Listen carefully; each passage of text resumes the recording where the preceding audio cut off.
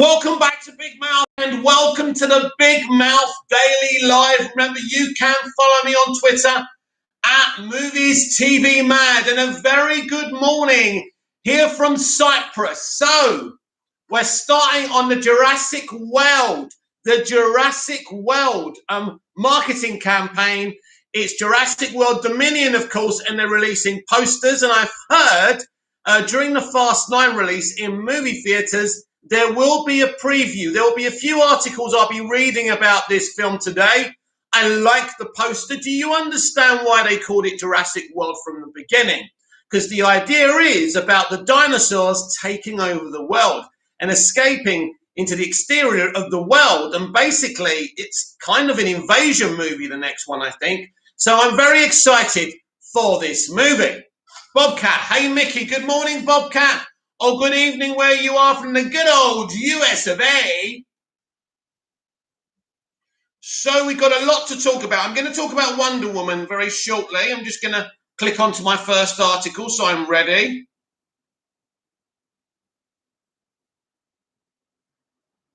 So if you bear with me.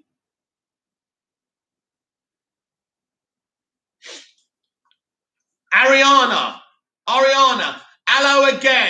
Hello again, Ariana. Good morning from Cyprus. So, Chris Wong Spencer from the Ping Pong Flicks did an editorial last night, and he saw an article from Big Freaking Giant Robot or something saying that there's going to be another version of Wonder Woman in the Flashpoint movie.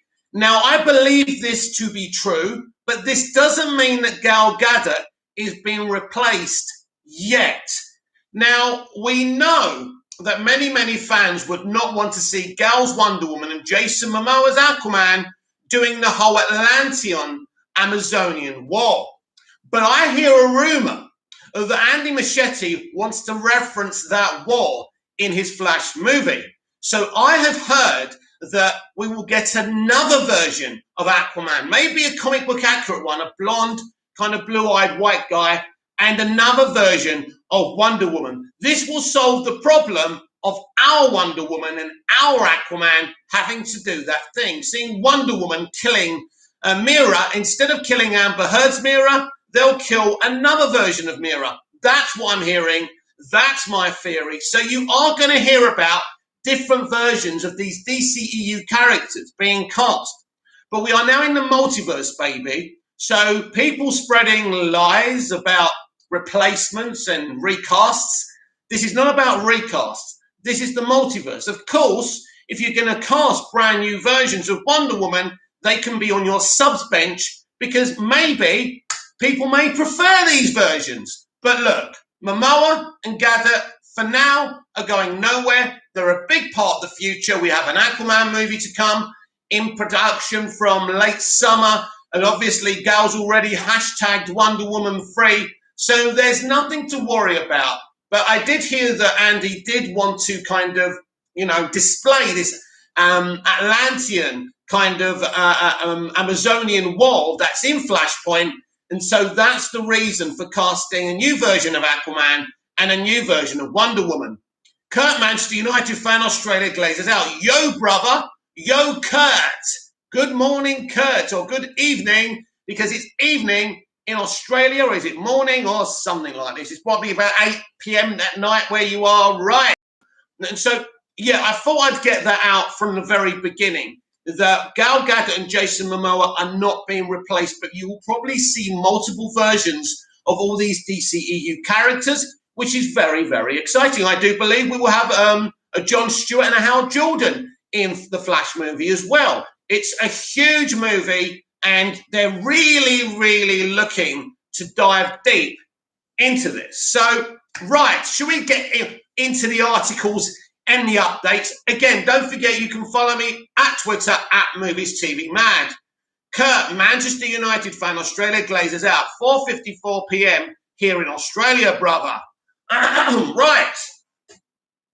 Any Stranger Things fans in the house? Stranger Things Season 4 casts 4 new Hawkins High characters.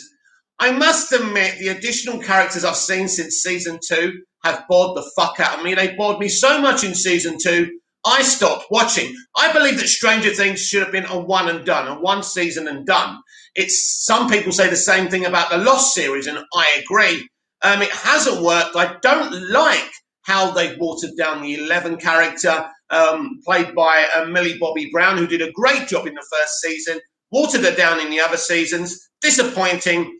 Great idea, a great show in season one, but sometimes you should keep away from trying to bleed a franchise dry. So, Netflix has announced 4 new stars for Stranger Things season 4, all of whom will be playing students and faculty at Hawkins High School by Rick Stevenson of Screen Rant.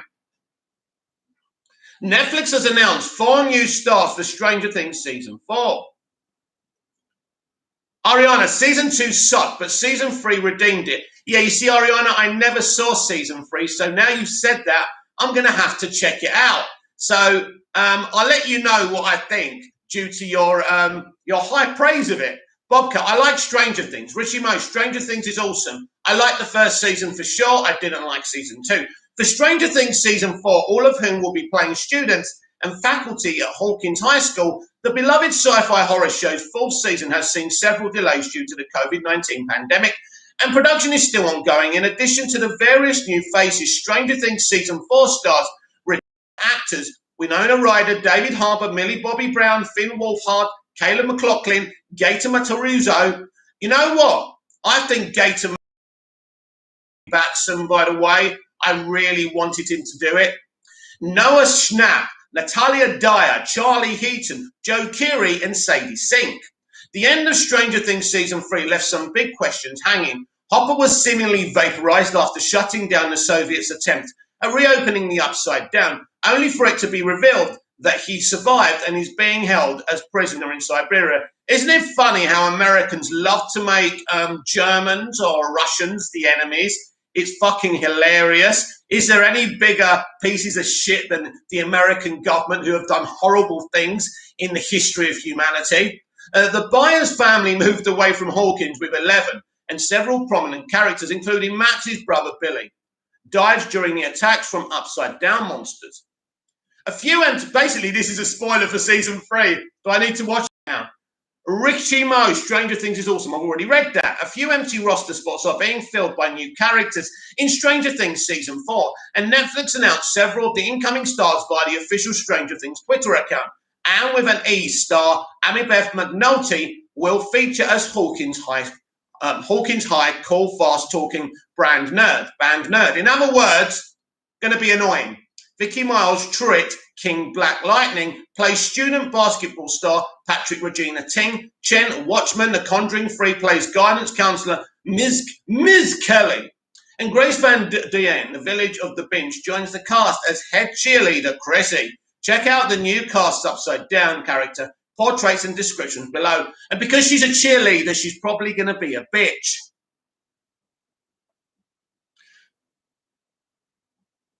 So yeah, they've got all the descriptions here on their Twitter account if you want to check out the official Stranger Things Twitter account. It looks like Stranger Things season 4 will be spending a lot of time within the walls of Hawkins High. Boring. The new characters should bring some fun. I don't want fun from a Stranger Things show, and different energy to the show. That doesn't fill me with a lot of confidence, and will hopefully help fill the hole left by the many characters who have now departed Hawkins for various other locations. Of course, it seems inevitable that will 11 Hopper and the others will eventually be reunited with the Hawkins crew. But depending on how the story of season 4 plays out, that might take some time. Of course, they're going to drag it out.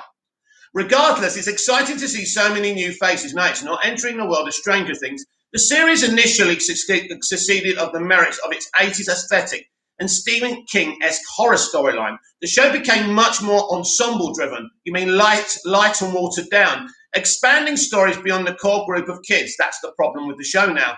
In the years since, the characters are the main force bringing fans back, and the show has introduced a vast number of them in its first 3 seasons. Now, Stranger Things season 4 will populate Hawkins with a new crop of kids. Kurt, Manchester United fan. Let me say that again. Kurt, Manchester United's channel. What next for Manchester United now, brother? Bankruptcy? I don't know. I really don't. We still haven't signed anyone. We're still stuck with that horrible manager Who knows, my friend? Bobcat already got a dislike tonight. What, you or me? If it's me, I don't want to know. I don't care. Right, let me give you my opinion about Stranger Things. I fell in love with these characters in season 1. I don't want to see Bobcat. Leave a like, everyone. Listen, Bobcat, it's part of life. In life, sometimes people are not going to like you. Some people may give you a dislike for no reason at all. It's fine. It really doesn't matter. But yes, thank you, Bobcat. Please leave a like. If you feel like you like me. And if you want to leave a dislike, leave a dislike. It really doesn't matter. Anyway, yeah, I fell in love with all these original characters in season 1. Then they overpopulated season 2 with boring, grinding, frustrating characters that I hated them. And I don't know what they did in season 3, but they're doing the same thing again.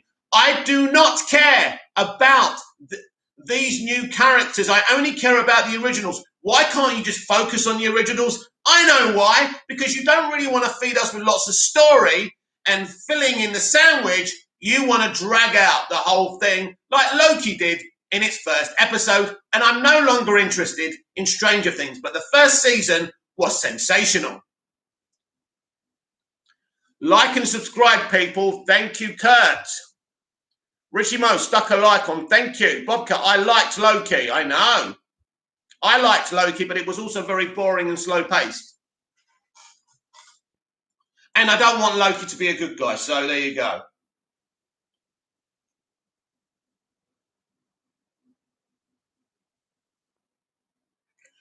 Right, any Star Wars fans in the house? Stormtroopers and Jawas confirmed for Obi-Wan Kenobi show by Ewan McGregor.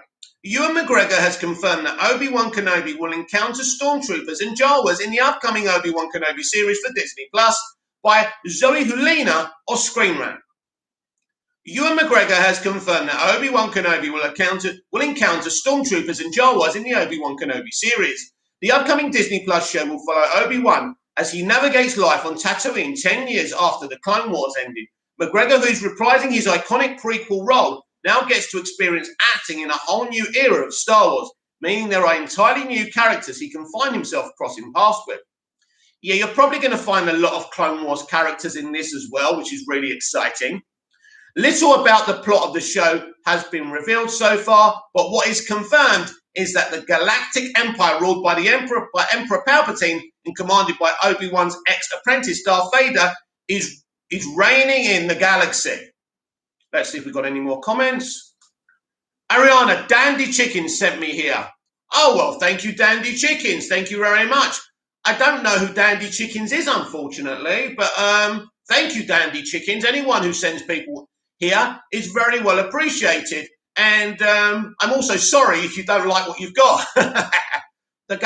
After he left Anakin Skywalker, Hayden Christensen to die on Mustafar and exiled himself to Tatooine to watch over the newborn Luke Skywalker, fans know little about what he was up to until his appearance on Star Wars: A New Hope. While Obi-Wan may be a changed man as a result of his exile, his skills and delivering snarky one-liners will hopefully still be sharp, especially considering we now know more about which characters will be making a reappearance. Ronnie Dodge, morning, mate, the legend. Thank you, Ronnie. Morning, Ronnie. Richie Mo, Loki did not act like the Loki who had just tried to take over New York and the world. Did anyone else think this? Yes, I did. They purposely were trying to kind of reevaluate the character, reform the character into a misunderstood good guy or a misunderstood bad guy. And I didn't like it. Now, what I think is fascinating, he's going to meet multiple versions of himself. So in a way, this is quite clever. He will see really darker versions of himself. That's going to wake him up. And I kind of like that element of it. I've heard the second episode, better pacing, better episode. Can't wait till next Wednesday to have a look at it and judge it on its merits like I did the first episode.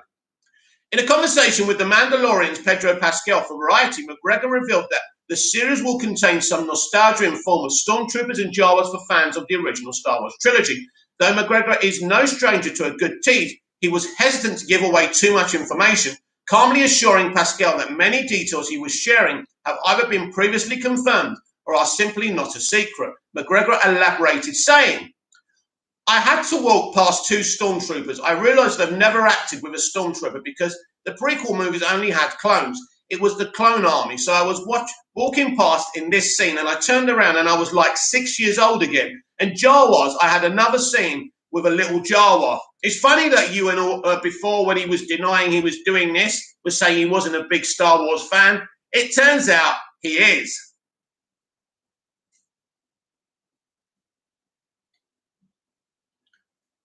Ariana, Pascal, like the chameleon from Tangled. Oh, yeah. I love him. He's great, isn't he? Tangled's a great movie. It's when Disney were actually awesome, right? Before Disney became everything. And everyone to stand them, whatever shit they made. McGregor seems genuinely excited. Obi-Wan will encounter stormtroopers in the series. When McGregor described seeing a stormtrooper on set for the first time, Pascal responded, "Doesn't it do something to you? Doesn't it complete you?" The bonus reveal at the end of the clip where McGregor explains that Kenobi will encounter Jawas as well confirms that even Obi-Wan may end up in a comedic entanglement with the Tatooine natives. It'll be cool to see stormtroopers and Jawas in the show, but these additions also offer a nice real-world parallel between McGregor and Obi-Wan. Like his character, McGregor will be dealing with an entirely new reality. McGregor has to adjust to a new work environment with more practical effects and less green screen than in the prequels, and Obi-Wan has to adjust to his new life on Tatooine. In comparison to the prequel trilogy, fans can likely expect better fight scenes. Better fight scenes? Have you actually fucking seen the prequels? Better fight scenes? Have you seen Maul versus Liam Neeson? Have you seen Maul versus Obi-Wan? Have you seen Anakin versus Obi-Wan? Oh my God, these people are disgusting. Fight scenes. And with the inclusion of stagecraft technology, more realistic effects, piss off. In Obi-Wan Kenobi, viewers will see soon enough how exile has affected Obi-Wan, but hopefully he will still be sassy to some Jawas. Anyway, it's very exciting, and I can't wait for the Obi-Wan series. Go away, mate, go away. Ariana, you should look up Lynn Jepson on YouTube and tell me what you think. I will do. Ghostbusters Afterlife video reveals new look at grimy old Ecto-1. Richie Mo, Tangled is fantastic, and I only recently found out that Zachary Levi voiced that love interest. Love interest? Flynn Rider is the movie, my friend. Without Flynn, Rapunzel doesn't go anywhere, does she? He's her escape from her horrible world. So Ghostbusters Afterlife video reveals new look at grimy old Ecto-1. A new Ghostbusters Afterlife featurette provides a better look at the neglected Ecto-1 as it appears in the newest installment in the franchise by Dan Zinitsky of Screen Rant. New Ghostbusters Afterlife featurette video reveals a closer look at the grimy old Ecto-1. The world first fell in love with the Ghostbusters in 1984 when Bill Murray, Dan Aykroyd, Harold Ramis and Ernie Hudson originated the characters, with Ivan Reitman behind the camera as director. Thank you for wasting a paragraph on things we already knew. Ariana, Flynn Rider has my heart, to be honest. Well, you know what? I mean, I'm a straight guy, Ariana, but yeah, he's got my heart too. He was so cool, wasn't he? A lot has happened, however, in the years since the first Ghostbusters movie became a blockbuster. There was the somewhat maligned 1989 sequel. It wasn't maligned. I loved it. Go away. Ghostbusters 2. There was then talk of a third Ghostbusters movie with the original cast that never led to anything. And of course, there was the 2016 all-female Ghostbusters reboot that became hugely controversial and failed to deliver at the box office. Now, all these decades later, another Reitman is taking the helm of Ghostbusters movie. Acclaimed director Jason Reitman, the son of Ivan, leads the way as the Ghostbusters franchise returns with Ghostbusters Afterlife.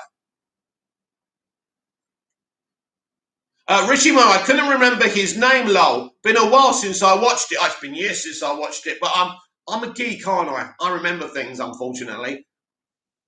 Bobcat, I only have one thing to say. Diddly diddly do. Snyder can eat my... Thank you for that, Bobcat. Bobcat, let Harley live. And as I say to you every day, Harley is alive, so that's great news. Given how the Ghostbusters franchise has now passed from one Reitman to another, it's appropriate that Ghostbusters Afterlife is itself a generational handoff movie involving the children and grandchildren of the late Raimis. Egon Spengler, but like a true legacy sequel, Ghostbusters Afterlife still has room to pay homage to the original as well. One element from the old Ghostbusters movie that's back for the new is the classic Ecto-1 vehicle, which has already been teased a lot in Afterlife trailers and seems to be a big part of the new movie. A just-released featurette focused on the father-son Reitman directing that includes yet another look at the Ghostbusters car as it awaits a return to action to see the video in the space below. We're not going to do that for copyright reasons. The Ecto-1 first appears in the original Ghostbusters when the new Ghostbusting team purchases a hearse that they soon outfit to become their official transportation. As Afterlife begins, the Ecto-1 has been stashed in an old barn under a tarp for decades when it's rediscovered by the daughter and grandchildren of Spengler. Right, so they're his grandchildren. As has already been seen in trailers, the Ecto-1 finds itself being spruced up and put back into action. With some new additions, the above video shows the famous vehicle looking very much in need of a wash after being hidden away for years.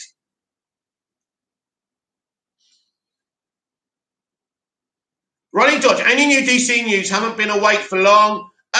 There is an article about something that Toby Emmerich has said about the multiverse. I'll be reading that out a little bit later on, Ronnie. Ronnie, I love the Hunger Games movies. I didn't really watch them properly. I watched the first one. It's a good concept and, of course, very, very successful. The Ecto-1 is, of course, one of the most iconic vehicles in movie history. So if there's going to be a new Ghostbusters movie that deals with the legacy of the original crew, the Ecto-1 certainly has to be involved. The new movie's younger characters literally inheriting the Ecto-1 and fixing it up is actually a nice metaphor for how the younger Reitman is now inheriting his father's franchise, that's true, and trying to also spruce it up and make it shiny for a new generation. Richie Mo, hang on. Ariana, the question is Team Peter or Team Gale? Richie Mo, I can't wait for Ghostbusters Afterlife. The first two are amazing, and the computer game is brilliant. It is. So glad Ivan Reitman is so closely involved, and I think his son Jason will do great. But what remains to be seen is how Ghostbusters Afterlife will in fact advance the Ghostbusters brand. It's clear the movie will succeed at paying tribute to the past, but what's not clear is how it will establish a new legacy of its own. It's possible, of course, that merely paying homage will be enough to make fans happy, especially after the 2016 reboot so badly missed the mark. Ronnie Dodge, I'm actually excited for Afterlife. I feel like Jason is going to make a good Ghostbusters. Right. This is the Force Awakens premise, right? So this is several years later. And obviously, Igor's grandchildren discover the Ecto-1. They shine it up and they discover a new world. I believe the original characters are ghosts, but they're ghosts that are going to help, maybe. Or maybe their grandfather will be a ghost. Now, I know Harold is now dead, but CGI can fix that, and that will be a great cameo for us, his family. You know, that would be cool. But I do believe that I think they're all going to be ghosts, so probably not going to see as much of, although we probably will, if they're ghosts, they'll be helping the kids, right? And then we go to this haunted house where these kids are going to help out, along with the original Ghostbusters, who are now ghosts. I think this is where we're heading for this. But the question is, can Ghostbusters Afterlife do properly what the Force Awakens couldn't? Bobcat, Afterlife might actually be good. I like the female Ghostbusters, though, for laughs. It's not a great movie, mate. It makes me laugh. Ronnie George, give me Slimer and we are good. Maybe he's still driving the bus, lol. Yeah, we'll see all of these characters, and it's going to be exciting. The Ghostbusters 2016 movie should have been part of the original two. And if they did that and they had connections, instead of giving these guys cameos as different characters, it made no sense, and it was disappointing. You got Chris Hemsworth as a bimbo secretary. Why can't he be part of your Ghostbusters team? If you want him to be a bimbo, you sexist nut jobs, right? You all left nut jobs. You can still do that, right? You could have had 2 men and 2 women in the team. But no, you went hell for leather on the girl power, and you failed. Ronnie Dot, oh yeah, we've already read that one. So, Yeah, that's what I think is going to be the premise of Ghostbusters Afterlife.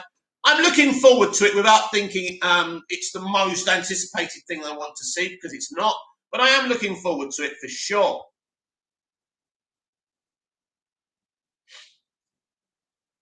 Ronnie Dodge, we need Janine to say, what do you want? One more time, Lyle. Oh, I'm sure we'll get that. Ariana, it says do not dial 9, so I dialed 9. Bobcat, he must start a new hashtag. Let Harvey live. Let Harley live, Snyder. She's still alive.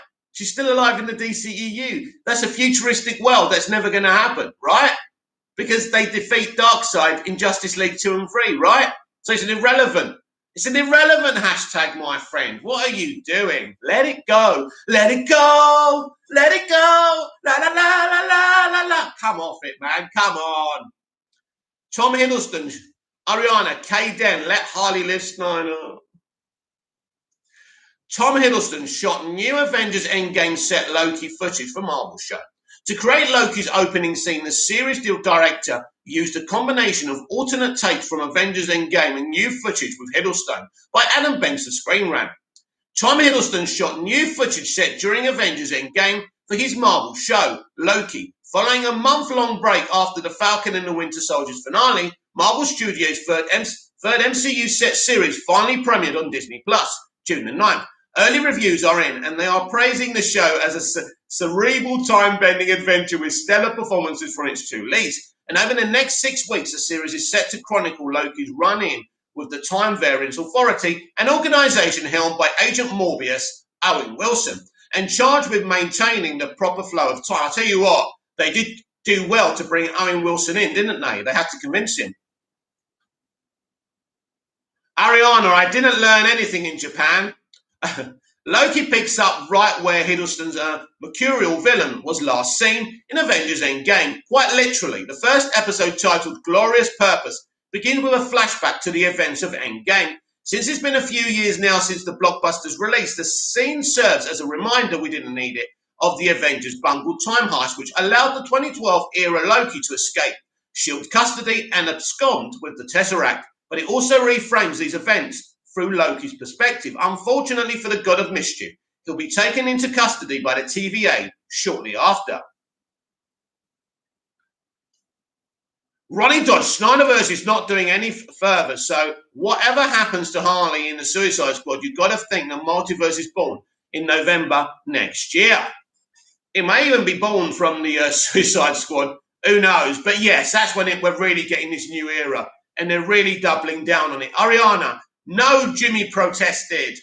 So, now that Loki has premiered on Disney+, the series director Kate Herron is breaking down the show's opening scene. In an interview with THR, Herron said she wanted to depict the events that led to the Tesseract falling into Loki's hands from his perspective. In order to keep this flashback consistent with the sequence in Endgame, Herron reveals that they used alternate takes from the film and shot entirely new footage with Hiddleston. Read Herron's full explanation below.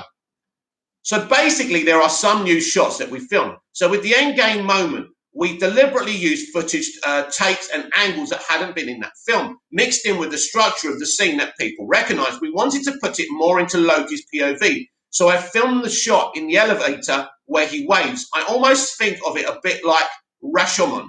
It's a scene we've seen before, but now we're putting it through a different lens. So we did film some of it, as it's a mixture of both new and old footage. Ronnie Dodge, watching Spider-Man Homecoming the other day. Oh dear, sorry. It's a weird to think Keaton is back as Batman after so many years. Yeah, Keaton's definitely worth watching that film for. Yes, it's very exciting, Ronnie, and we're going to see him next year. So when it strikes midnight on January the 1st, 2022, we have got 4 DCEU films to look forward to, let alone the premiere of Green Lantern Corps, live-action Green Lantern. At last, Gotham PD, Peacemaker, it's very exciting. Since Loki was killed by Thanos in Avengers Infinity War, that version of the character is gone, including his redemptive character arc that was developed over the course of the 5 MCU films. The version of Loki at the center of the new series is the same character who opened a wormhole and invaded New York City with Chitauri Fleet the Chitauri fleet in the first Avengers film. However, the old Loki is quickly brought up to speed after he's shown various events the future Loki experienced. You mean Loki's best bits, including the death of his mother Frigga, Green Russo, in For the Dark World. Loki is set to be a wild time-bending adventure, so it's probably a wise creative decision that Heron and head writer Michael Waldron decided to provide some context and revisit the show's inciting incident in Endgame. Well, you're not exactly going to criticize anything in a Disney Plus show, are you?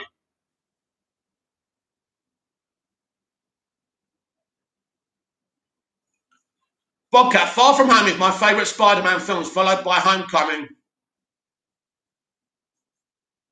You literally love everything I don't. That's amazing, isn't it? I mean, obviously it's a free world. Wow, we definitely have different tastes, Bobcat, which is fine. We're in a diverse society. Ronnie Dodge, Bobcat, laughing MOJ. Bobcat, Ronnie Dodge, is that to the Spider-Man thing or the Snyder thing? Right. Loki fans think they spotted Peggy Carter in the first episode. While watching the first episode of Loki, some of Marvel fans believe they spotted Peggy Carter walking the halls of the Time Variance Authority. Very interesting. By Rachel Abernathy of Screen Rant. Ronnie Dodge, yeah, I like Far From Home. Okay. But I love Homecoming because of Keaton. I like seeing Keaton in it, but doesn't mean I wouldn't like the film because of that. Ronnie Dodge, the Snyder thing, mate. Ariana, you don't like Tom Holland's Spider-Man movies. Tom Holland's a great Spider-Man. His movies are very watered down and childish. He was fantastic. The way they did him in Civil War, I thought this was going to be amazing, and I wouldn't look back to Maguire ever again. But Jesus Christ, that's the only good thing they've ever had him doing in Civil War, because I don't like the films. I think they're childish and watered down, and they're just not for me. And that's fine. Bobcat, yes, someone really has to make that. Bobcat, that's what Spider-Man is to me. Well, that's good, but that's not what Spider-Man is to me. Spider-Man is to me the Sam Raimi films, which I really love.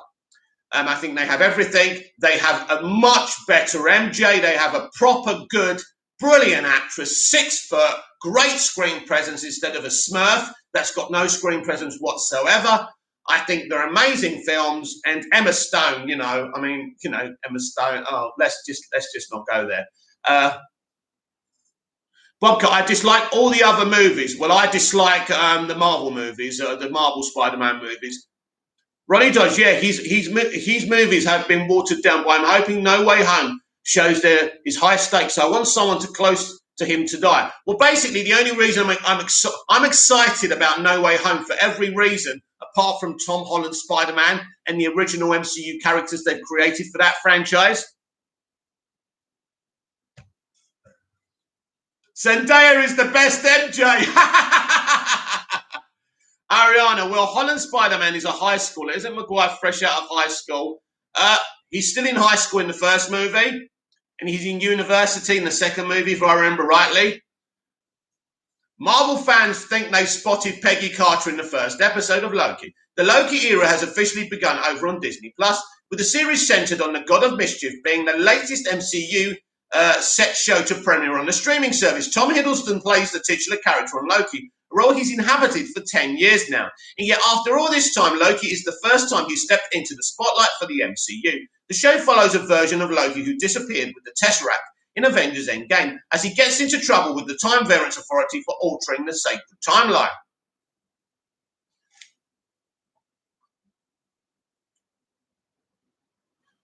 Bobcat, I just want another Holland Spider-Man movie, no other Spider-Man. Well, that's not what you're going to get, Bobcat, because the reason those other Spider-Men and those other villains from the Superior Spider-Man franchise are going to be in it is because, let's face it, they're desperate. They've messed it up, I'm afraid. Ronnie Dodge, I love Andrew Spider-Man, to be honest. They had the guts to kill Gwen like the comics. Gwen's death, of course, was very awesome and epic. I do love Raimi's era. I'm not a big fan of The Amazing Spider-Man. I don't think they're bad. I think they're better than the MCU one. But I'm definitely a Tobey Maguire Spider stan. Bobcat, I just think every character in Holland Spider-Man movies are superior to any other version. Bobcat, no, they haven't. Holland made a lot of money. He's a fan favourite. Yes, he's a fan favourite. Yes, I know. All the kids love him, and I'm happy for them. But I don't, and I never will. Much of the first episode of Loki is devoted to the trickster's introduction to the TVAs, as he's carted around their offices being tried for crimes against the timeline. After a trip down memory lane with Agent Morbius, Owen Wilson, Loki breaks off on his own in search of an exit. While Loki wanders the TVA's halls, a hunter can be seen in the background escorting a dark-haired woman dressed in a classic style of clothing. Naturally, this stood out to a few people. I did notice this, but I didn't think it was Peggy Carter.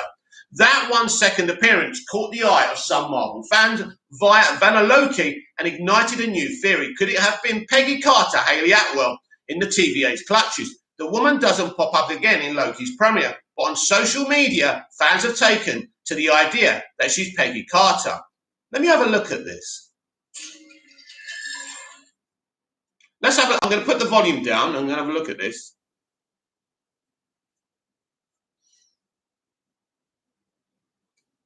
Oh, it might be, you know. It might be. Very interesting. I think that could be Peggy Carter. Bob, I'm just saying the majority likes him, and the other versions aren't nearly as popular.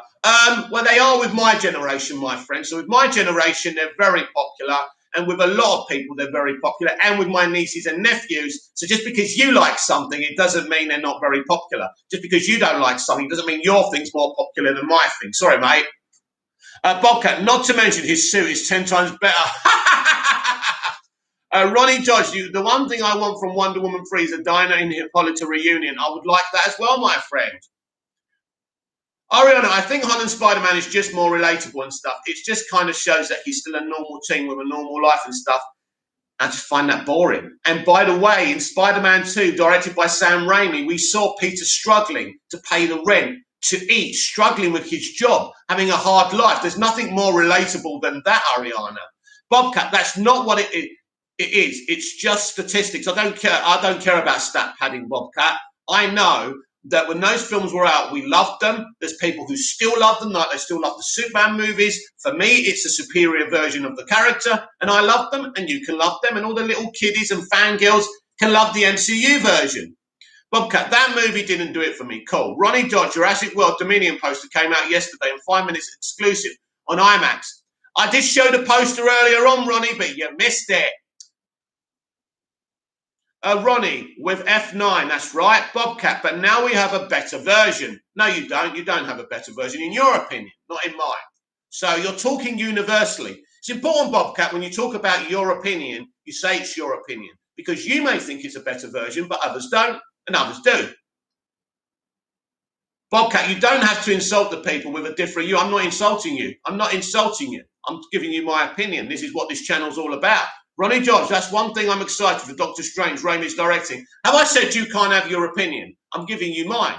I'm giving you mine. And a lot of people feel the same, by the way. The MCU Spider-Man is for children. It's very light, it's very watered down, and it doesn't attract a multitude of broader audience. That's the problem with it. And people only watch it because it's part of the MCU. Ronnie Dodge, that's the one thing I'm excited for Doctor Strange, Raimi is directing. Bobcat, you called them little kids and fangirls. Yeah, that's what they are. Bobcat, while they do so, adults don't like that. I don't think, look, it's the MCU. It's always going to make money. People are always going to say, it's the best thing ever, because that's what people do about Marvel and Disney, even when it's not. Bobcat, I'm not a little girl or a fangirl. How old are you, Bobcat? Bobcat, actually, a lot of them do. Whatever. At first glance, the woman in Loki episode 1 does hold a slight resemblance to Peggy. Marvel loves slipping background Easter eggs into their projects, so one could make the argument that Peggy caught the wind of Steve's Chris Evans' time travel adventures after Avengers. Agreed.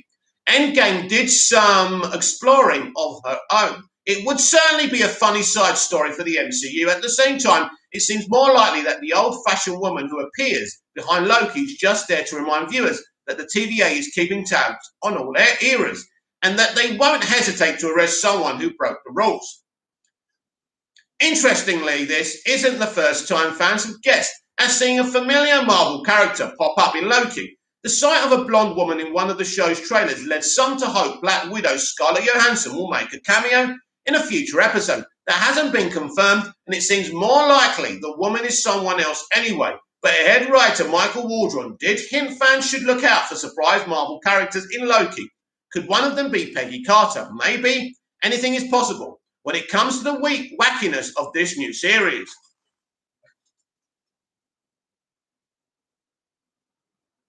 Ariana, are you referring to Homecoming? Because I think Far From Home was a lot more heavy. Yes, you're right. And I did prefer the villain in that film as well. And I think Peter was down about Tony Stark's death. So I agree with that. Bob, I'm just saying you don't have to laugh at my opinion or call people who like Holland and that. I'm not calling them names. I'm just saying little fangirls. Mostly little girls like Tom Holland Spider-Man. That's actually a fact. Jesus is a go watching Superior Season 2 at 3:30 a.m. Sherman Howard plays a great Lex Luthor. Actually, I don't have to do anything. But I work on instinct and reaction. Watching Superboy Season 2 at 3:30 a.m., Sherman Howard plays a great Lex Luthor. He was a wacky Lex Luthor. He was very different, wasn't he? Bobcat, Far From Home was heavy. That's my problem with this debate, Ariana. It was heavier, but it wasn't, we're not talking about Seven or anything, are we? Sam Dejan reviews. Anthony Mackie said he will cameo in Loki. Interesting. Bobcat, just because a superhero movie is a comedy doesn't mean it's a children's movie. Well, I don't even find it particularly funny, to be honest. I don't like the casting of the supporting characters. I don't think there's chemistry there between Zendaya and Tom Holland at all. I think it's like a brother and sister rather than two people who are attracted to each other. I don't think Zendaya's a very good actor. I think she's solid at most, and she's been cast on DNA. And that's my opinion, while being respectful at the same time.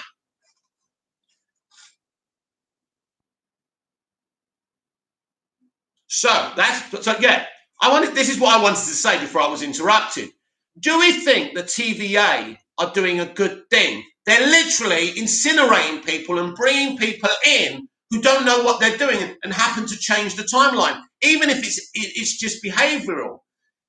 Is it for me? The TVA is not a good society. They're not good people, and in fact, they are trying to create an authoritarian fascist state.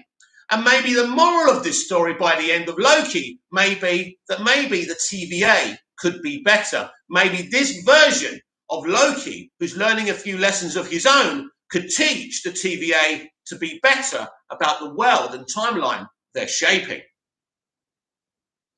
Bobcat, a lot of people do those, and Zendaya is a great actress in my opinion. Respect, I don't agree though. But as I say, if you're fed on chips instead of caviar, you'll take anything.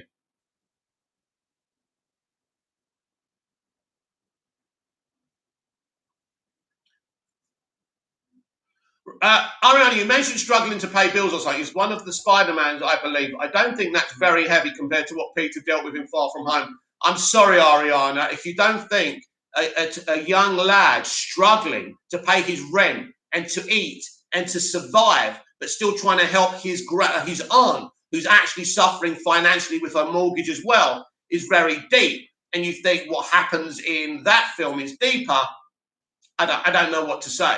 I disagree with you respectfully. Ronnie Dodge, have levity. Bobcat agreed, Ariana.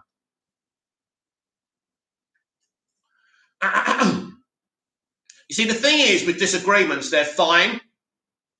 I'm not going to change your mind. You're not going to change my mind. Going over the same ground doesn't change anything, just to elevate your opinion. My opinion is my opinion. Bobcat, is it Peter dealt with loss that's deeper than paying bills?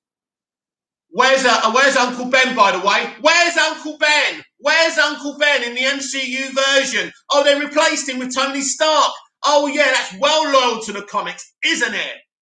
The Mandalorian Season 3, not film, Right, The Mandalorian Season 3 may not film until early 2022.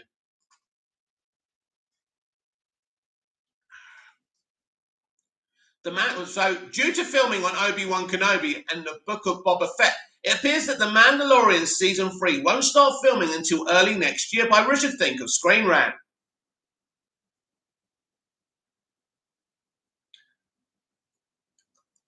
The loss of Tony Stark, of course, is very deep. Fighting that war is very deep, but struggling to pay your bills are real-world problems, and that's pretty serious as well, because I've been there in my past. And maybe you'll experience that one day when you're not so privileged. Ronnie Dodger, I love Shazam, even though it has levity, but also have a little horror moments. It's not a conversation about levity versus seriousness. It's a conversation whether I relate to what they're doing in those Spider-Man movies, and I don't. I find them dull and uninteresting. For me, my opinion. I love Shazam. I prefer Shazam to the Holland Spider-Man films. There is horror. There's a family unit. The casting's great. It works, by the way. Bobcat, they did something more original and it works, so it isn't really a problem. It's not a problem to you. It's a problem to me. Again, you're speaking universally. Bobcat, loss is a real world problem. So is starving and struggling to pay your rent, by the way. Ronnie Dodge, the one thing I love about Holland Spider-Man, we didn't, Uncle Ben, been there and done it so many times. I disagree, Ronnie. I disagree. It's he's such a fundamental character for what Peter becomes. It's so important. I couldn't disagree more, Ronnie. Ariana, did you just call us privileged for thinking loss is bigger than bills? Yup. Bobcat, so because I prefer Holland, I'm privileged now. Yup. Season 3 most likely won't start filming until 2022. The Mandalorian Season 2 ended with a lot of potential setup for the next chapter in the popular streaming series. Grogu had left with Luke Skywalker, and Din Djarin had found himself in conflict with Bo-Katan over the dark saber and who would become the rightful ruler of the Mandalore. The season ended not with the tease of Season 3, but a hint at the Book of Boba Fett. So the Book of Boba Fett's obviously coming next.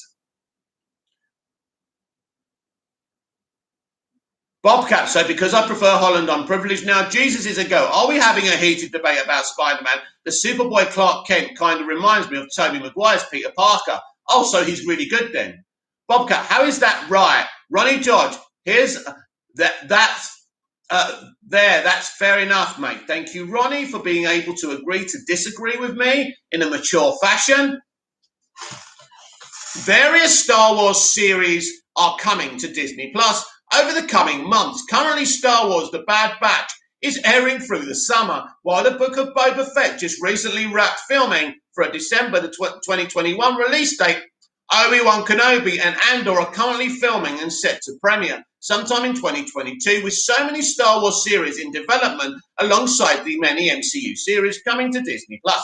It didn't seem like any major news had come out for The Mandalorian. According to a report from Collider Production on The Mandalorian Season 3 isn't set to begin until late 2021 or early 2022. For me, that's fine because we've got other Star Wars series to come anyway. The major reason for the delay is because the soundstage used to film The Mandalorian is currently being used by production of Obi-Wan Kenobi. This means most likely the series won't return to air until late 2022, which is fine.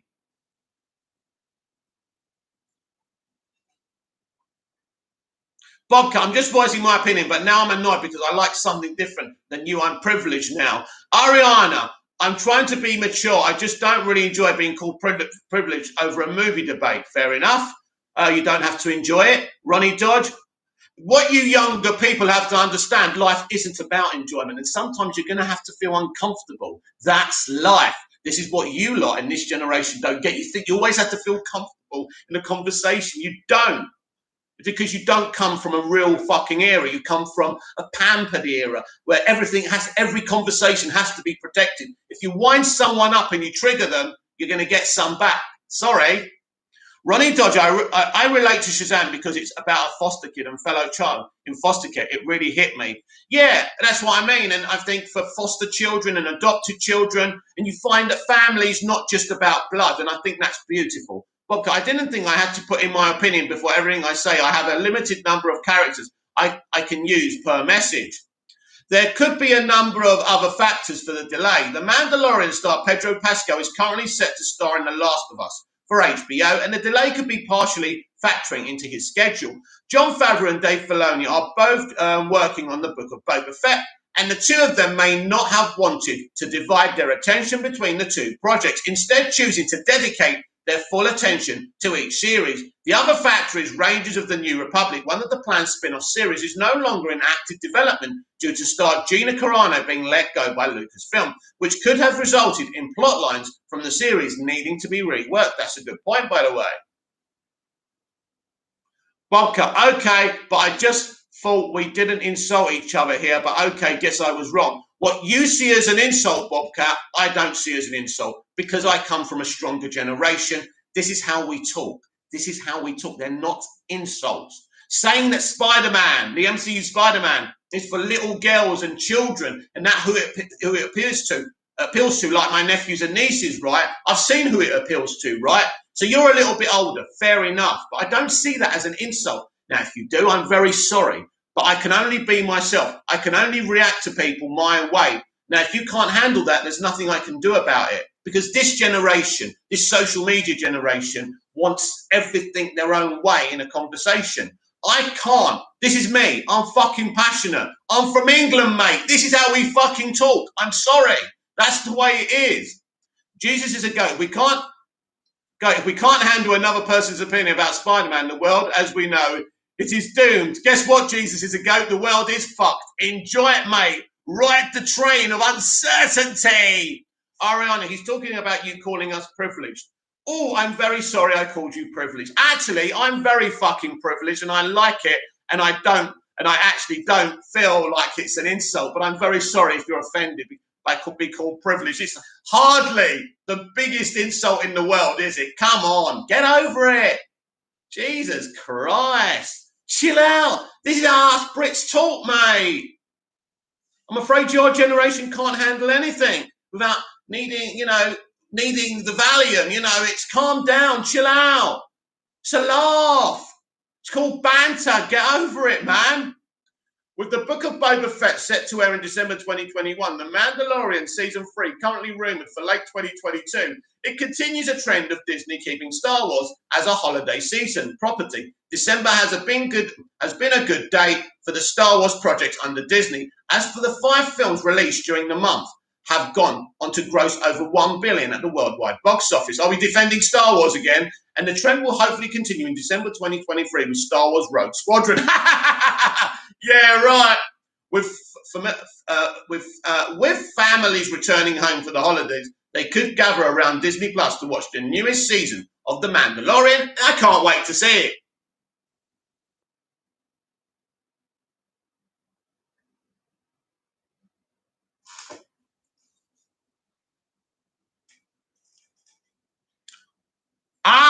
This is a good one. Bobcat, you obviously don't care, so let's insult our generation now, like your generation hasn't done bad stuff as well. My generation's done loads of bad stuff.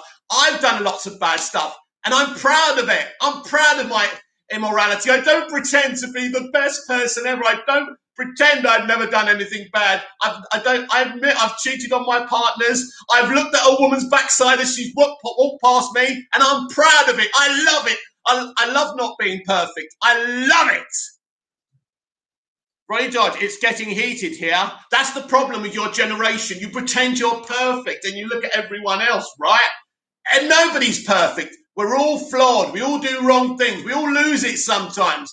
Get over it, right? Of course we've done bad things. Everyone does bad things. We are an amalgamation of different things and different emotions, but your generation don't get that. You want to hold everyone to account for every single thing they do. But we're human beings, and that's not how humanity works. You will never create this elysium of perfection where everyone behaves in the right way. Never going to happen. Ronnie George is getting heated here. It certainly is. Jesus is a go. Welcome. I'm not perfect. You're the one who insulted a certain group of people. Oh dear, I insulted a certain group of people. We're not allowed to do that in 2021, are we? We've all got to be perfect and say the right things all the time. And by the way, Snyder didn't kill Harley. She's still alive, okay? Indiana Jones 5 set photos reveal tanks at castle filming location.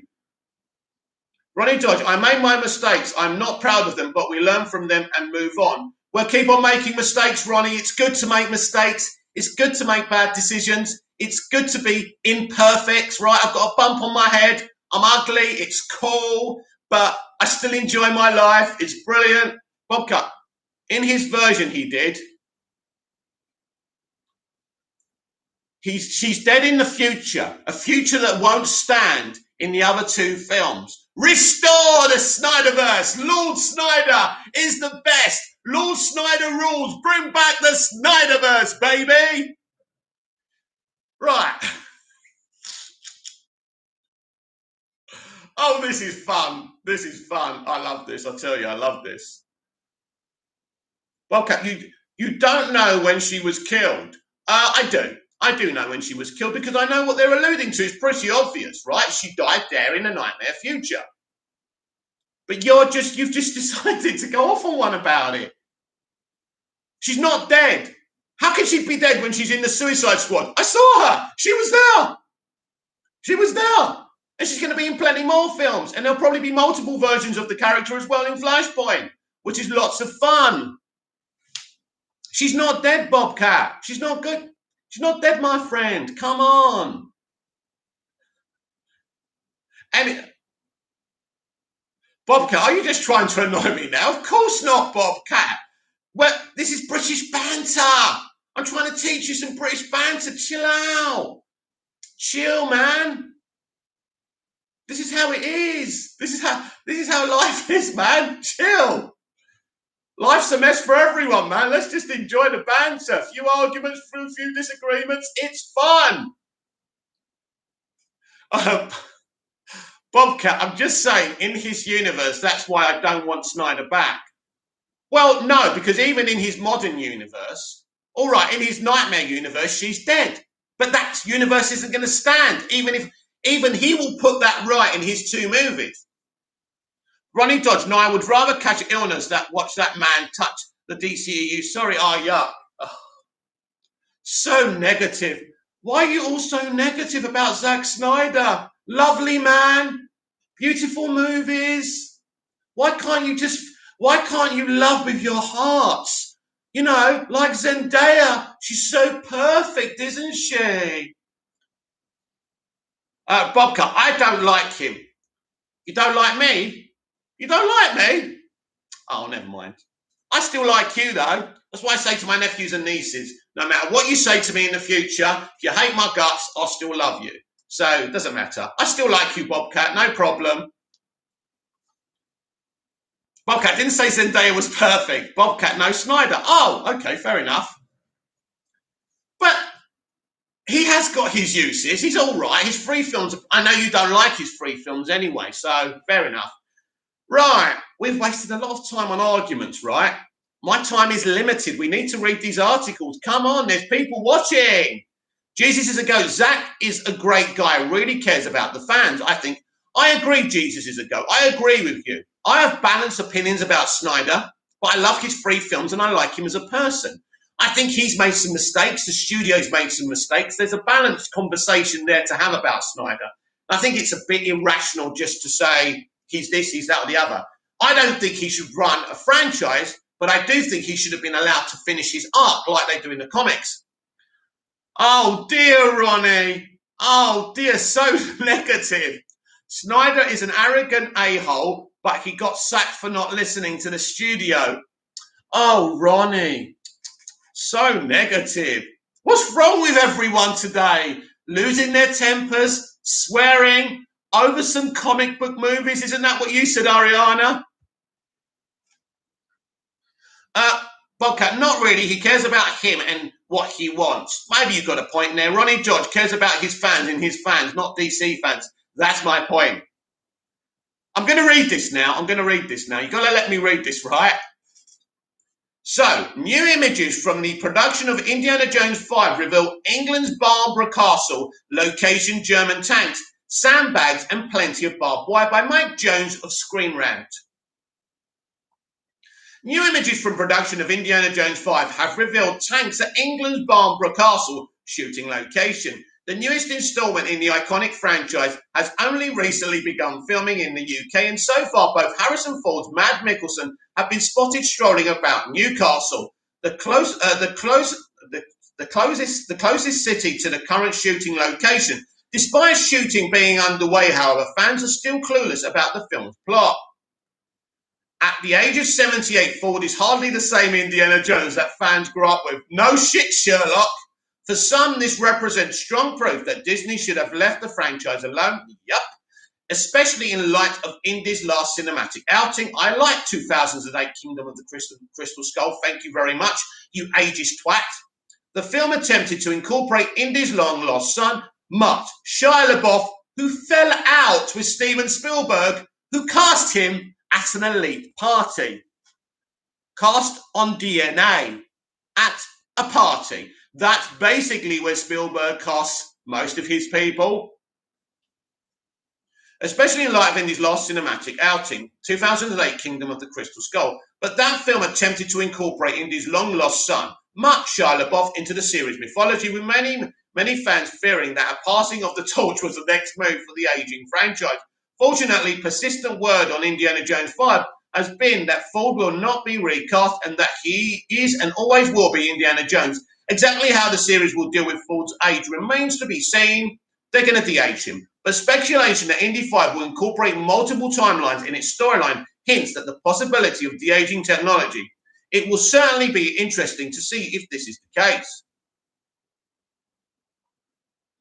Ronnie Dodd, Indiana Jones 5 was filming in the North Yorkshire Moors Railway the other day with a steam train with a Nazi sign on it. Oh dear, how dare they? No, that's kind of exciting, isn't it, Ronnie? But my theory, I was going to wait till after this article to read that theory. But my theory is basically this. It's like me as a 48-year-old man telling you, this is what happened to me 30 years ago. That's what I believe. And then the whole film will be set in the past with a de-aged Harrison Ford, Indiana Jones. This is going to be so controversial. And it begs the question, did we need another Indy film when they can't do what they need to do with the character? Jesus is a go. Indy Raiders is a classic. I like all the films. I think the first three, the trilogy, are perfection, and they really should have left it at that. With so many uncertainties surrounding Indiana Jones 5, each and every new bit of information is always welcome. At present, the most recent update from the production is a set of new images from Chronicle Live that show off the Bamborough Castle shooting location. The photos show that a World War II era German tank is part of the shoot, as well as barbed wire lined along walls and sandbags. The photos feel very much like the Indy films of old, something that is sure to excite my Indiana Jones fans. Though the collection of images doesn't exactly fill in the gaps in terms of what sort of storyline Indy 5 will follow, what it does do is give a further plausibility to the multiple timelines theory. The tank that can be seen in the photos is a German World War II era. Now that's really interesting. We must talk about that after this article. Model, and as such, the sandbags as well as the barbed wire denote the Bamborough Castle is either being occupied by Nazi troops or defending against Nazi attack. World War II came to an end in 1945, and the events of Kingdom of the Crystal Skull took place in 1957. This proves we are going back to a younger Indiana Jones than the Kingdom of the Crystal Skulls, which means predominantly 90% of this movie will be dealt with a de-aged Harrison Ford, very controversial. And the events of Kingdom of the Crystal Skull took place in 1957, meaning that the smart money here is definitely on Indy 5, either having flashbacks or equally splitting the narrative between two different points in time. No, all they're going to do is have old Indy at the beginning, and the whole film will be a de-aged Indiana Jones. That's problematic if they don't get the technology right.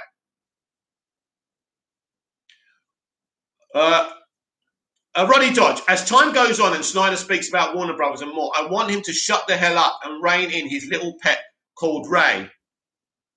Oh dear, Ronnie.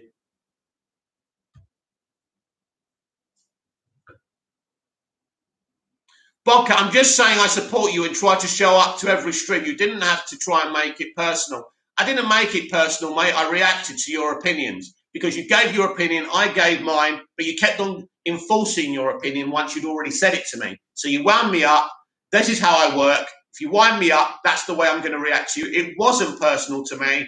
I was heated, so you got heated, and that's the end of it. But if you can't handle that, I don't know what I can do for you. I appreciate your support. Of course I do. And I apologize if you're upset, but at the end of the day, this is who I am, and I will never, ever change. Never. Bobcat, people from your generation have my opinion too. Not all of them. Not all of them. I don't know who you're talking to. Maybe MCU Shields. I don't know. But at the end of the day, people who experience Sam Raimi's Spider-Man, it's like people who experience Christopher Reeve's Superman, know that they saw something special. Now, at the end, for my opinion, Tom Holland's first two Spider-Man movies are very, very dull and boring and underwhelming and don't do anything for me personally. Jesus is a go. You Bizarro is creeping me out on this Superboy show. Yo Bizarro is creeping me out on this Superboy show. I know, very, very weird, isn't it? Jesus is a go. Arguably, one of the biggest issues that some fans have with Indiana Jones 5 Beyond Forward's age is that Steven Spielberg is no longer on board to direct. Spielberg has been an integral part of the franchise since its start, and without him, the chances of this latest installment being on par with the past indie film is daunting, to say the least. Then again, it was Spielberg who gave fans Kingdom of the Crystal Skull, and for many, the film left about as far removed from past indie adventures as possible. Perhaps then a new directorial perspective can end up being a positive for the legendary action-adventure franchise. Of course, the new is always better than the old to this stunted generation, isn't it? Debate is back and forth, bring up different points. We're going to bring up different things to get our points across. Well, were they different points or were they the same points? I don't know, Ariana. And of course, you're going to defend your position. My position is this, that Tom Holland's Spider-Man movies are dull, boring, and underwhelming. That's not a universal opinion. That's my opinion. Bobcat, I'm just saying, shouldn't you make your audience comfortable unless they are evil? I don't think it's... I don't think you should be uncomfortable because you've gone on and on about your opinion and I was triggered and I said something back. I'm like you. I'm a geek. I'm going to get triggered with you. You know, this isn't Good Morning Britain. This isn't the news on NBC or anything like this. This is an ordinary bloke at the end of the day giving his views. And sometimes I'm going to lose my temper and I'm going to get triggered. That's the point of me and what I do. I'm just an ordinary bloke. Now, if that doesn't make you feel comfortable, I can't help you. Bobcat, they were different points. Ronnie Dodge, long live the DC multiverse, a connected universe, something Snyder couldn't do, apart from being dark and depressing. I like Snyder's movies. Jesus is a go. Thank you, Big Mouth, for putting me on this show. I'm really enjoying it. Well, it's good we got one satisfied customer today. Ronnie Dodge, the Snyderverse is dead. Bobcat, I know, but us getting mad isn't. This is me. This is who I am. If you annoy me, I will get triggered and I will react. That's me. That's how I work. I'm a passionate individual. I can't control myself. And that's because I'm an ordinary human being. So this generation's thing that I feel uncomfortable, what am I going to do? It's time to toughen up. It's time for your generation to toughen up. This is the real world. The real world with real people. And real people can't control their emotions and feelings all the time. This is the way it is. Ronnie Dodge, sorry, I'm not offending people, but that's how I feel. You're not offending me, my friend, because I can take an opposing opinion. Now, if you trigger me and I get a bit heated, I'm sure you can handle that too. Bobcat, I'm just saying you can get annoyed and repeat your opinion, but we can't. Well, if you repeat your opinion, why can't I get annoyed and repeat my opinion? Ronnie Dodge, sorry guys, I guess I got up on the wrong side of the bed long. No, you're passionate and you've got your opinion and that's fine. Right, let's talk about that article, that Indiana Jones article. Basically, I've already said it, but my opinion is this whole film will be set in the Second World War and it will be a de-aged Harrison Ford, aka Indiana Jones. A lot of people are not going to like this. Is this going to work? This is obviously quite an ambitious thing to do, but I am concerned for this movie and I'm just asking the question, was it really worth doing another Indiana Jones film? Obviously for money, but is it going to bring in the money?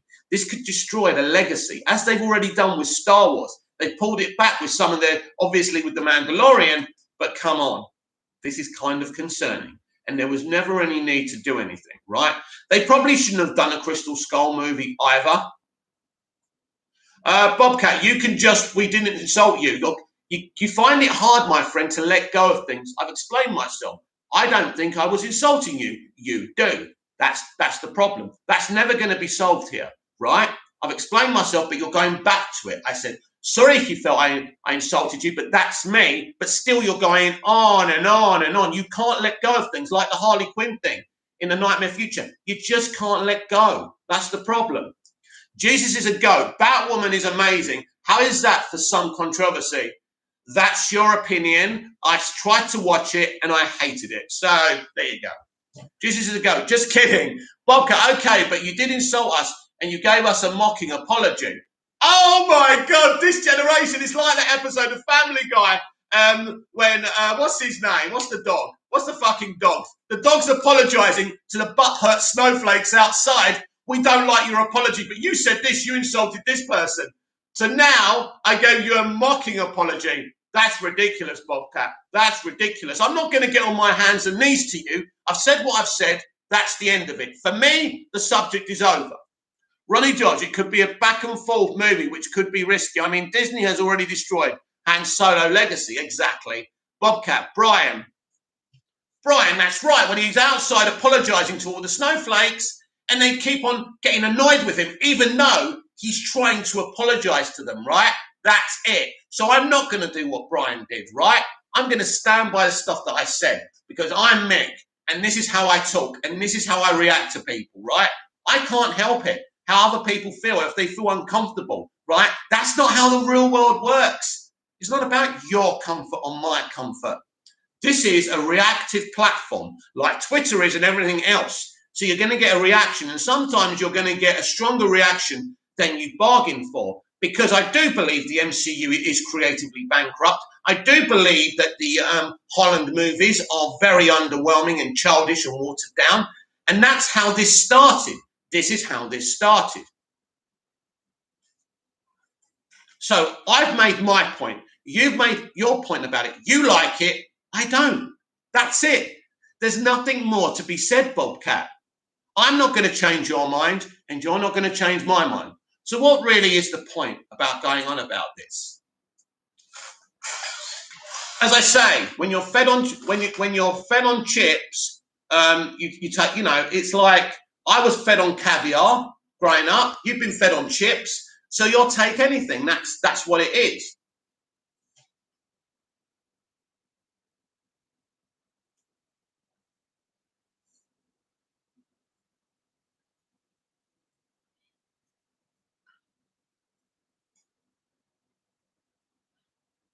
Bobcat, most people just say I respect your opinion, but I disagree. You laughed at us. I did laugh at you, that's true. I didn't laugh at you, I laughed at your opinion. Ronnie Judge, we say what our opinions are, and then we move on. Some of us don't. Stranger Things showrunners give season 4 update and apologise for delay. As the longer wait for Stranger Things season 4 continues, showrunners Matt and Ross Duffer, what a couple of surnames. Duff is exactly what their after season 1 seasons have been. Give an update on its progress directly from the set by Rachel Abernathy of Screen Rant. Jesus is a go. I enjoyed Holland's performance in Infinity War, but I'm not a fan otherwise. I'm a fan of the actor and the person. I'm not a fan of his 2 movies.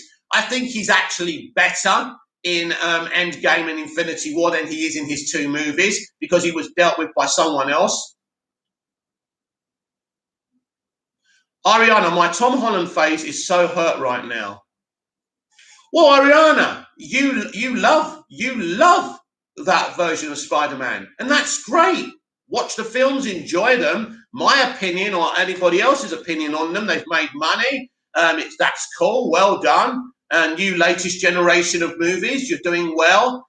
I don't like them, and I don't think they're really for my generation. I don't think they're for someone who's got, let's just say, expects a bit more from what they're watching. But then I grew up with different movies that gave its audience. I grew up on JFK. I grew up on Casualties of War. I'm born on the 4th of July. I was brought up on Field of Dreams. I was brought up on different movies that gave me something. Even the Smallville television series gave a lot more depth than the MCU did. It was that show that inspired the love for live action superheroes, not the MCU. Bobcat, this wouldn't be a problem if you didn't mock your audience. Well, I did mock my audience, Bobcat, and that's the way it is. Bobcat, why didn't you say that then instead of mocking us? Well, I said it now, haven't I? As I said, Bobcat, I'm not going to get on my bending knees. I reacted. Without thinking. That's the end of it. It's happened. If you can't let go of that, I can't help you, right? At the end of the day. This is the problem. Showrunners, this is the problem with the internet. People can't accept that they're going to have an opinion, I'm going to have an opinion, and sometimes it's going to get heated. And after it's been heated, you let go of it. If you can't let go of things in life, Bobcat, you're going to be a very unhappy young man. And I can see with you, you find it very hard to let go of things. And that's going to be a problem for you. I shrug my shoulders after I lose my temper and just get on with it, right? Ronnie Dodge, I trust we're actually going to get a Superman underwater Hamada that Cavill wanted. He was the only person who didn't have problems with Joss, I believe. He didn't come out and say he had a problem with Joss, but I don't think anyone who was on that set couldn't have a problem with Joss, Ronnie. He just publicly was very professional, like you should be when you're in this game. Unfortunately, Ray Fisher wasn't professional. Right. Showrunners Matt and Ross Duffer gave an update on the long-awaited season 4 and apologised for how long it's taking. When Netflix 80s set sensation last dropped new episodes, the young heroes of Hawkins had once again successfully prevented the Upside Down from taking over their town. Unfortunately, the victory wasn't without sacrifice, as Jim Hopper, David Harbour, seemingly perished during the climax. It has since been revealed that Hopper is alive, but if not wholly well, as he is now being held in a Russian prison. Fans have eagerly anticipated Stranger Things Season 4, Season 3 premiered in 2019, though the original plans was to have the series return in early 2021. Production delays caused by the coronavirus pandemic have pushed back Season 4 considerably.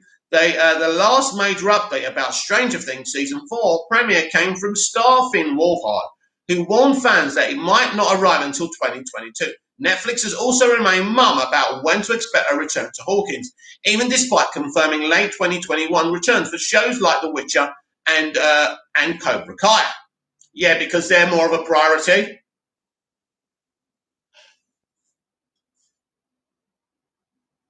Ronnie Dodge, I'm just a very angry person. Been through a lot of crap in my life. Bobcat, see, that's where our generation is better. We see our flaws. When we mess up, we apologise. We don't just leave bad feelings. You really think your stunted little generation is superior to mine? Really? You get uncomfortable. You get offended so easily, right? There's no bad feelings from me, Bobcat, towards you. You're the one harbouring the bad feelings because you can't let go.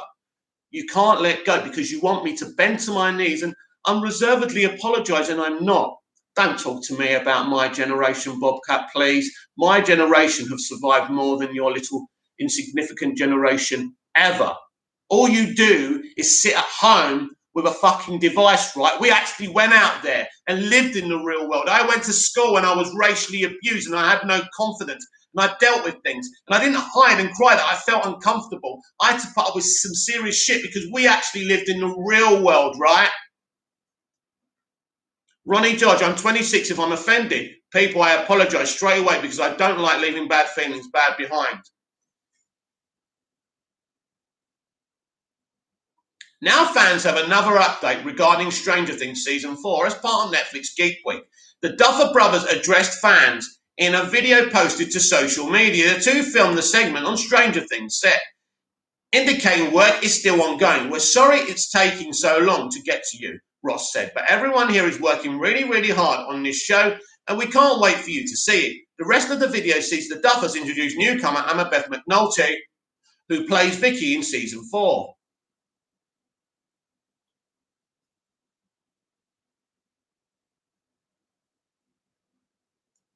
Bobcat, I've dealt with so much. You don't know me, so don't talk about what I've dealt with, please. And don't talk about my generation, please. Jesus is a go. Well, Bizarro just chokeslammed the guy through a picnic table and a lit grill. That's gangster. Stranger Things Season 4 has so far been touted as a darker, more mature direction for the series, and numerous new cast members have been added to the show, including horror legend Robert Englund. It isn't clear as to how much of the season still needs to be filmed. In March, Gator Matuso warned things were far from done. Now that a few more months have passed, Stranger Things Season 4 might be nearing its end. If that is the case, a late 2021 premiere isn't out of the question. However, if there is still much more left to shoot, Wolfhard's 2022 prediction might not be too far off base.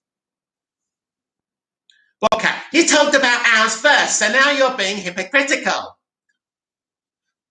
Though the coronavirus pandemic is definitely a major reason why Stranger Things Season 4 has been delayed, it also stands to reason that this will be the show's most ambitious run yet. Between the ever-growing cast list and the scarier tone, Stranger Things setting itself up for an epic batch of episodes, expectations are already high. So perhaps it's a good thing that Season 4 is taking so long to be completed. This way, the Duffers and their team can take their time to perfect the episodes. Hopefully, this long wait will be worth it in the end.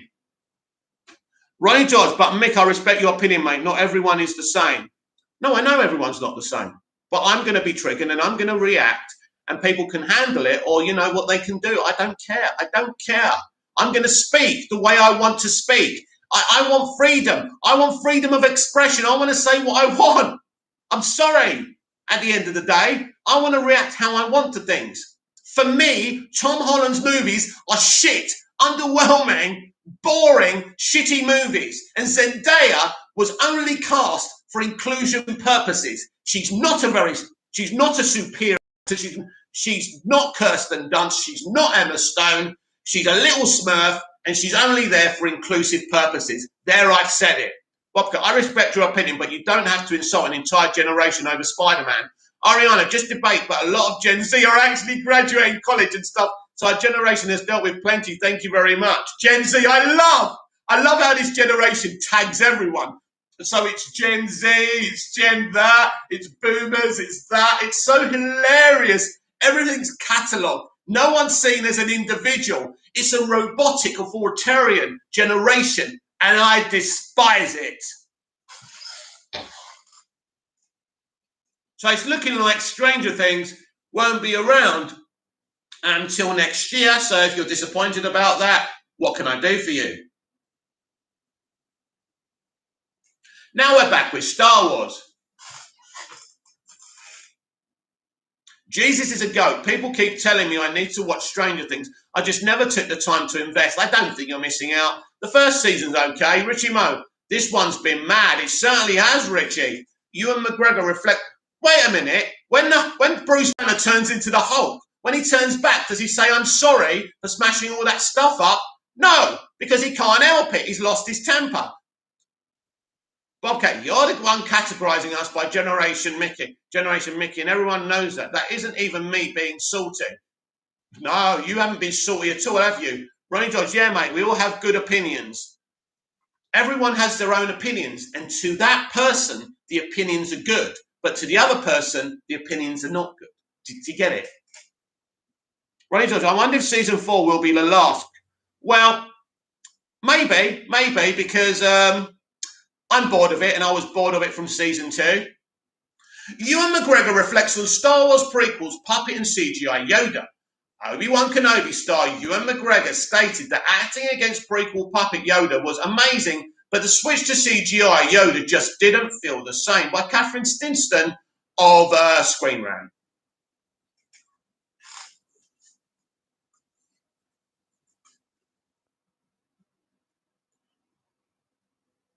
Ariana, dude, I'm just saying you're wrong, saying our generation doesn't deal with stuff. You don't have to get so angry by saying I'm categorizing. You are categorizing. That's what you lot do. You talk about Gen Z, Gen X, boomers. Everyone's categorized. We're either part of the LGBTQ plus community or we're part of this community. Human beings are individuals with individual faults. Categorizing them just, We're going back to the Adolf Hitler days, basically. We want to categorize everyone, right? This is what's so wrong. Bobcat, are you trying to twist what I'm saying now? Bobcat, we are defending our generation, which you insulted like you defended yours. Defend it as much as you like. This is the worst generation in the history of humanity. And I'll prove that. I'll be dead. But when you have to run the planet and everything, we'll see how long it lasts. Ronnie Dodge, I saw some of the clips of the Flash episode. I'm like, what the fuck happened to this Flash lol? Oh my God, yeah. They decided that Cisco's exit should be really fun. It was so pathetic. This is a long-running character, and they treated it as a joke. Bobcat, okay, cool, but we aren't all bad. I'm sure you're not. I'm sure none of you are bad. I'm not saying you're bad people. I'm saying, my dad, when I was a kid, predicted that the next generations would be so useless that they'd need computers to run the world. Guess what happened? Jesus is a go. Y'all stop bullying my homeboy Big Mouth. Bobcat, he's insulting us, lol. You have to be tough to survive me, mate. Right, can I read an article, please? I'm here to spread the word of entertainment.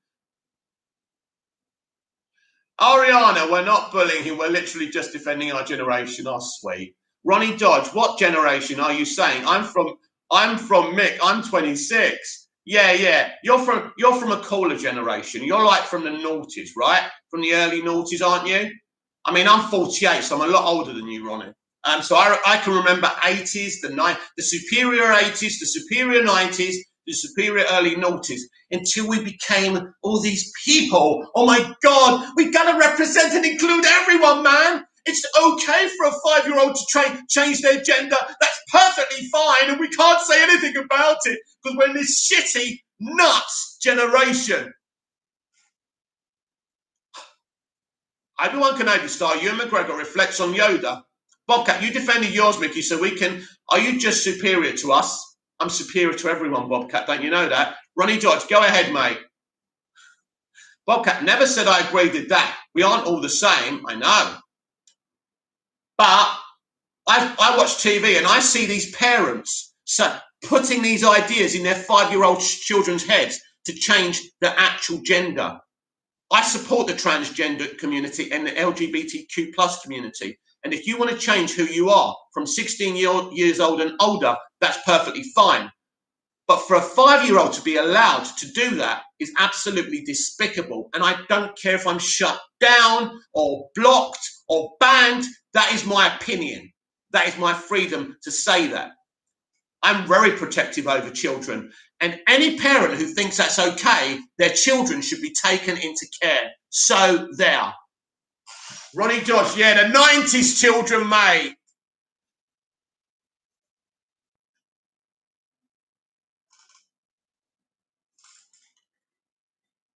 Ariana, I still don't understand how you got to roasting our entire generation from us being a little insulted. You have to understand that not everyone gets your humour. Oh my God, Ariana, am I supposed to not use my humour because not everyone understands my humour? That's typical of your generation that gets offended by everything. This is my humour, right? This is who I am. I'm not changing who I am because you might be offended by my humour. No way. No way, Jose. Ronnie George, Mick is just older and wiser than us. He has seen more of the world than us young lot. That's true. That's true. I've seen a lot. Although I do respect the students who took the Queen's picture down. Yeah. Richie Mo, I'm running behind watching on catch up, and this stream has gone wonky. Love you, Mick. Love everyone watching. Bobcat, I like how you skipped the comment where I agree with you. Did I? I read that, didn't I? Oh, right. Sorry, I didn't see it. Bobcat, agreed with you on that. What did you agree about? But I appreciate that, of course. I didn't skip it on purpose, my friend. I didn't skip it on purpose. I'm trying to do 20 things at once. Right. You see, you accused me of saying that wasn't true, Bobcat. That's very, very bad. Anyway, I'm running out of time here, and I've got a lot of articles to read.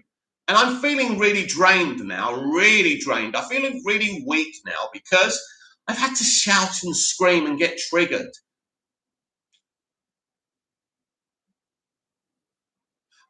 Oh, right. Yes, yes, Bobcat. The parents with the transgender kids that fight. It's this. Listen, honestly, I support anyone who wants to change who they are. I've got no issue with that at all. But when you mess with children, and you manipulate children to do things so you can be on the telly and get paid and become a celebrity, that's outrageous. And people can try and cancel me or anything. That's a fact. It's indecent. Jesus is a goat. Richie Mo, all love, kudos. I'm really going to read this article now. Deep breaths.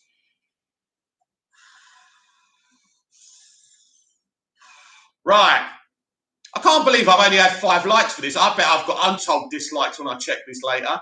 Anyway, Obi-Wan Kenobi star Ewan McGregor reflects on the Yoda puppet and CGI Yoda.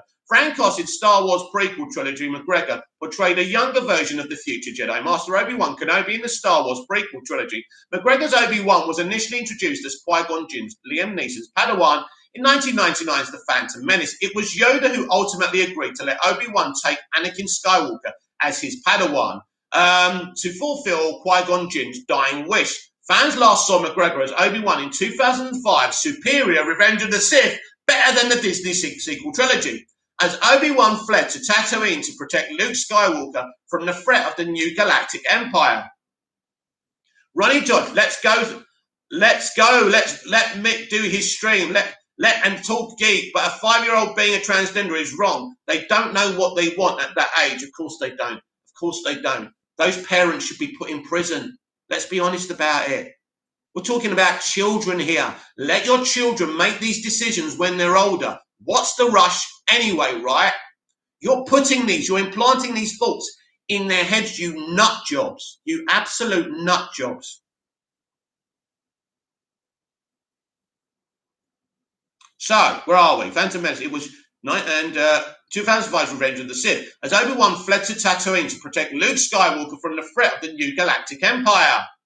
The Star Wars prequels have gone through a veritable renaissance of fan appreciation after years of serving as one of the most divisive parts of the Star Wars fandom. By idiots, by the way. McGregor's stellar performance as Obi-Wan was always one aspect of the prequels that garnered praise. As a result, it's no surprise that McGregor's return as Obi-Wan is the limited Disney Plus series Obi-Wan Kenobi is arguably one of, if not the most eagerly anticipated Star Wars projects in the works at the moment.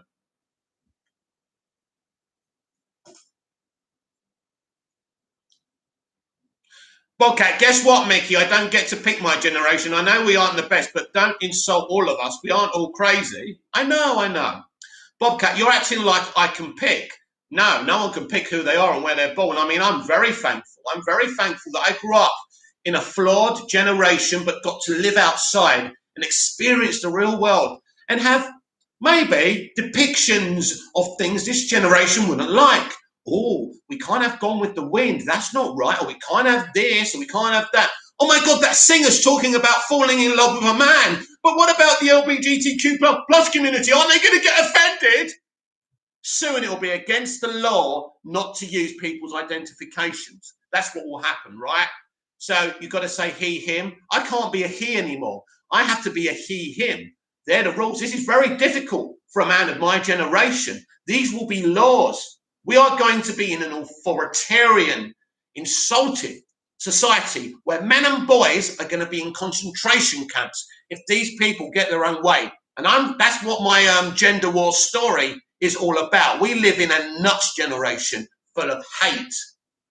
And I'm scared for the next generation, right, of kids being born. If you're compassionate, don't have children. Don't bring them into this nuts universe. Jesus is a goat. Teenagers don't know what they want half the time, much less a 5-year-old. Exactly. Bobcat, all I'm saying is I apologize to people when I offend them. That's the only way I'm similar to them. Right. McGregor spoke about one of his favourite parts, filming the prequels in a variety actors on actors interview, where he engaged in a conversation with Mandalorian star Pedro Pascal.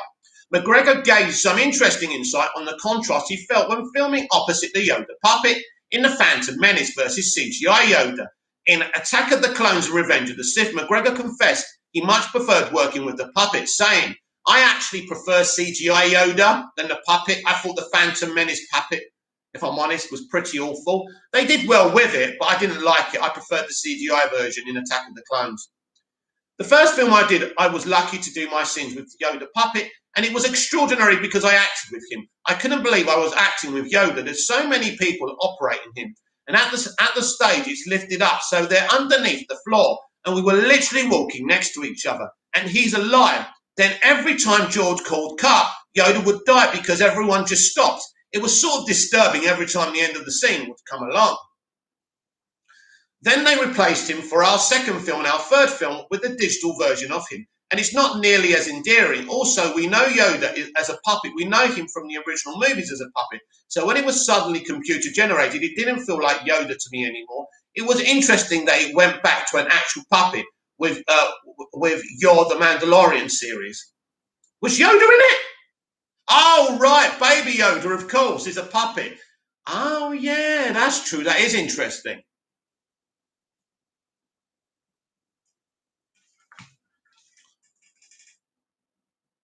Ronnie Dodge, I don't believe in non-gender, you either man or woman. Sorry if they offend people. Listen, I wouldn't go that deeply. I respect your opinion, but I wouldn't go that deeply about it. If you want to be non-binary, that's your freedom of choice, and I support you and I love you, and it's not a problem. Be what you want to be. But a child, a 5 to 10-year-old child, even 10 to 15, no.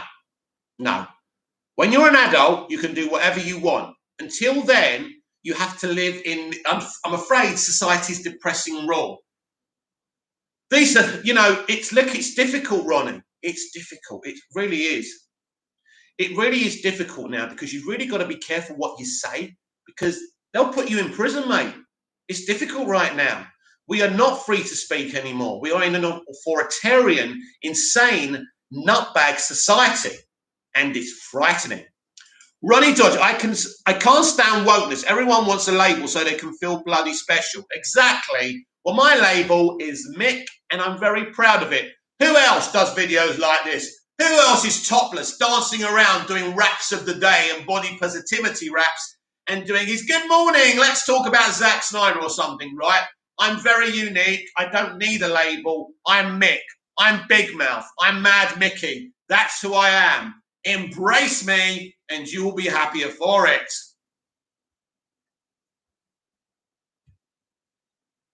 Ronnie Dodge, I can't stand. No, we've done that. Ronnie Dodge, nope. Bobcat, I agree with you. Stand up what you believe in, mate. I do think it's stupid for holding people accountable for stuff they did when they were like 15. So do I, Ariana. That's one thing we can agree with. But we are in an authoritarian society.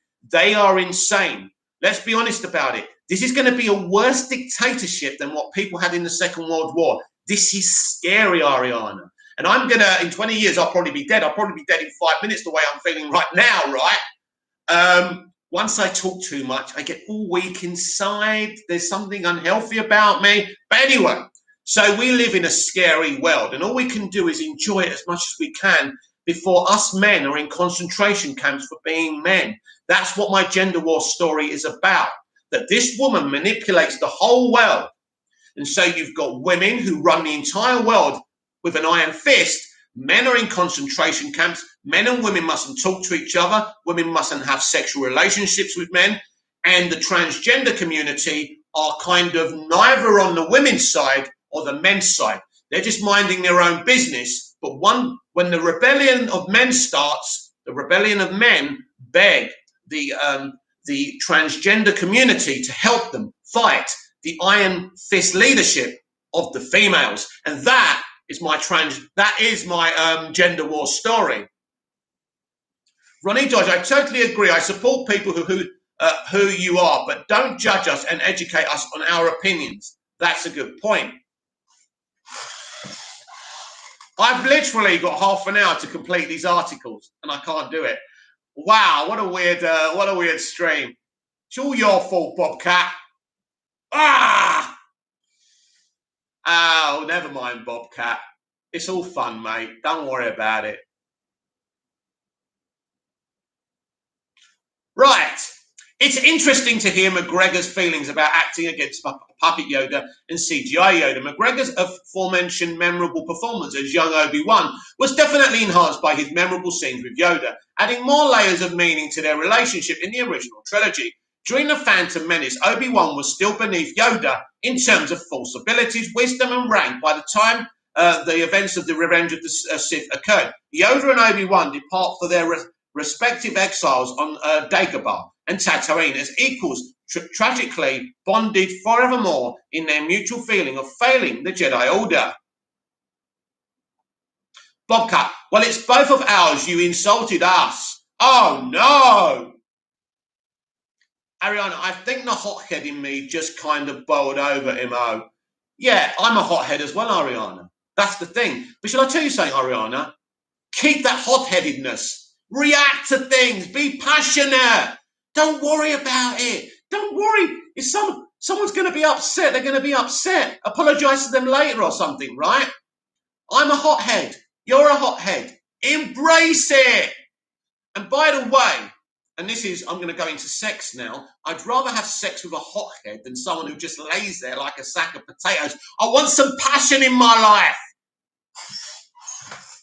This is how I talk. This is me. I'm 48. I come from a different generation. You come from a different generation who's a bit careful about what you say and a bit worried. I understand.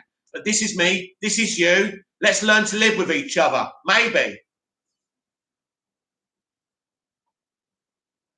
Of course, fans are eagerly awaiting the confirmed epic rematch between Obi-Wan and his fallen apprentice Darth Vader, Hayden Christensen, in Obi-Wan Kenobi. But it would also be great if Obi-Wan could reunite with Yoda in some fashion. I think he will. Their reunion would likely be out of necessity, perhaps to protect Luke from some sort of threat, which would add a nice layer later on when Force Ghost Obi-Wan sends Luke to be trained under Yoda's tutelage. Regardless of whatever or not a reunion will occur, the plot possibilities for the Obi-Wan Kenobi series are as endless as the galaxy and incredibly exciting. Me too.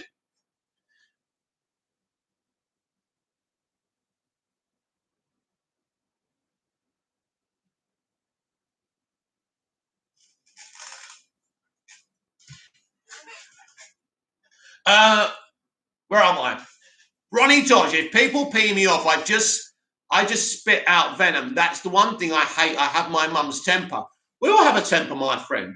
I used to say, I mean, my mum's gone now. When we used to argue, my mum could be a very challenging lady. I've said some horrible things to them. Of course, now I feel terrible, but that's life. That's how life is. Bobcat, sorry, Mickey, but I was just defending myself and got hot-headed. There's nothing to be sorry about. Hot-headed is good. I'm sorry that I got hot-headed. I'm not mocking you. That's an apology. But the point is, people should be able to lose their shit. It's like the Demolition Man world. You just said something. Pay 50 credits. You just said that. This is the society we're now living in. And it's fucking insane. And I'm going to rebel against it for the rest of my life. I'm going to take my top off. I'm going to dance. And I don't care if the TikTok generation hate it and call me names and try and get me blocked. That's what I'm going to do. I'm going to stand in my shorts topless and I'm going to dance all day on TikTok, baby. And if people don't like it, fuck it, because I'm still free. They haven't sent men to concentration camps yet. So I'm free to do and say what I want and lose my temper. And so are you. So are you. And I respect you. Fine. It's great. Freedom. What was that? Do you yield? Freedom. Right. Ronnie Dodge, when you're passionate about things, everyone has a hothead inside of them. Jesus is a goat. My grandfather talked crap about the 80s and 90s generation. What can you do? What do they say? What's he say? How superior we all are. Right, we have got 25 minutes left. Book of Boba Fett has major connections to The Mandalorian. Upcoming Star Wars spin-off, The Book of Boba Fett reportedly has close connections to The Mandalorian, including appearances by characters by Chris Agar of Screen Rant. The Book of Boba Fett reportedly has major connections to The Mandalorian after Tamura Morrison returned to the Star Wars franchise to portray Boba in The Mandalorian Season 2. He's set to headline his own spin-off show as the fan favourite character. The Book of Boba Fett was a surprise reveal in Before we go on, I want to say something about the Obi-Wan series. Ronnie Josh, Mick, when the world goes back to normal, are you going to carry on with these streams? Oh, of course. I'm not doing this because of COVID. I'm doing this because I don't really have the internet capacity to upload pre-recorded videos, really. It takes too long. So instead of doing that, I can do this, and people seem to be enjoying it. So I will always do the live streams. Bobcat, I'm not going to leave like Hot Takes Tuesdays. We were all caught up in the moment. Oh yeah, Hot Takes Tuesdays never came back again. He can handle it, could he? But that was up to him. But Hot Takes Tuesdays was purposely winding me up. He was frying false narrative. You see, Hot Takes Tuesdays does things on purpose to create a debate and an argument. So he was spreading lies about the first Wonder Woman film, and basically I was reacting to that, and he was coming back, and I lost my temper and I gave him the finger, which I haven't done to you, by the way, so you couldn't have annoyed me that much. But Hot Takes Tuesday is always welcome to come back on this channel. It's entirely up to people. If you're going to get upset, and it's up to you. I think people can see I'm a genuine person. I'm passionate, and I mean no harm. So if people can't handle that, there's nothing I can do about it.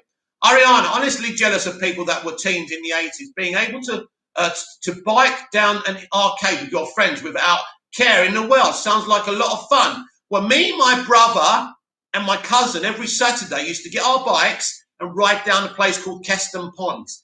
And it was a beautiful event. It was an outside life. We didn't have these, did we? It was brilliant. Ronnie George, for you and Bobcat, have you seen the Harley poster for the Suicide Squad? No. Send it to me, please. Jesus is a goat. You've been doing this for years, right? I've been subscribed ever since fans were screaming, release the Snyder Cut. Yes, I've been around since 2018, I think. Bobcat, same Ariana. But Bobcat, yeah. Ronnie Dodge, I love all the new posters. I think I've seen the Harley poster, actually. I'm not sure now. I'm confused. Right. I'm excited for the Obi-Wan series. My issue is with it, it's probably something we don't particularly need. I'm excited for it and I want it. But I am worried when you inject characters in a kind of segment of history, you can mess with things you shouldn't mess with. And this could be a problem for fans. We're just going to have to wait and see how that ends up.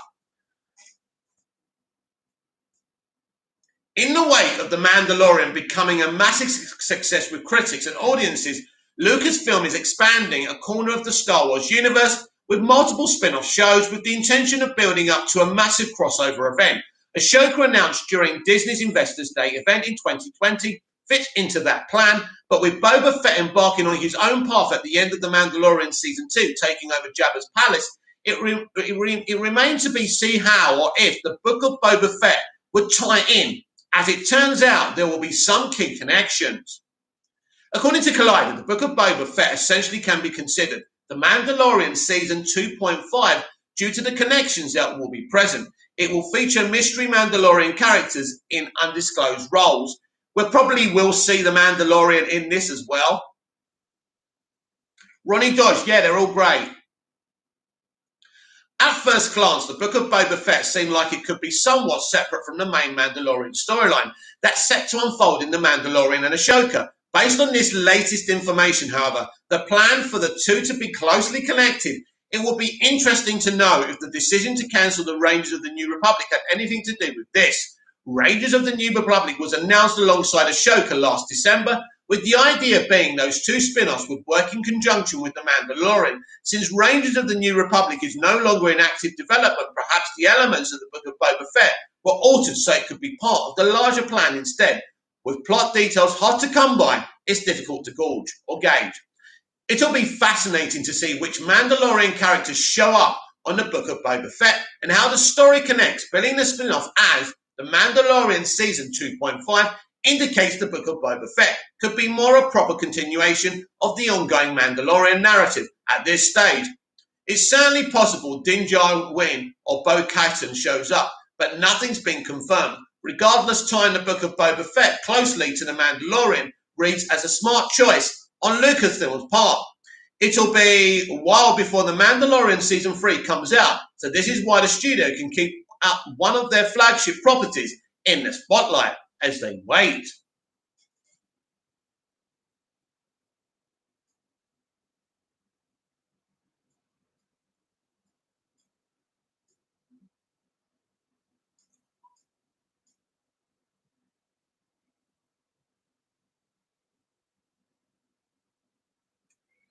Right, I want to skip the other articles because I'm running out of time and I want to concentrate. I want to concentrate on the DCEU.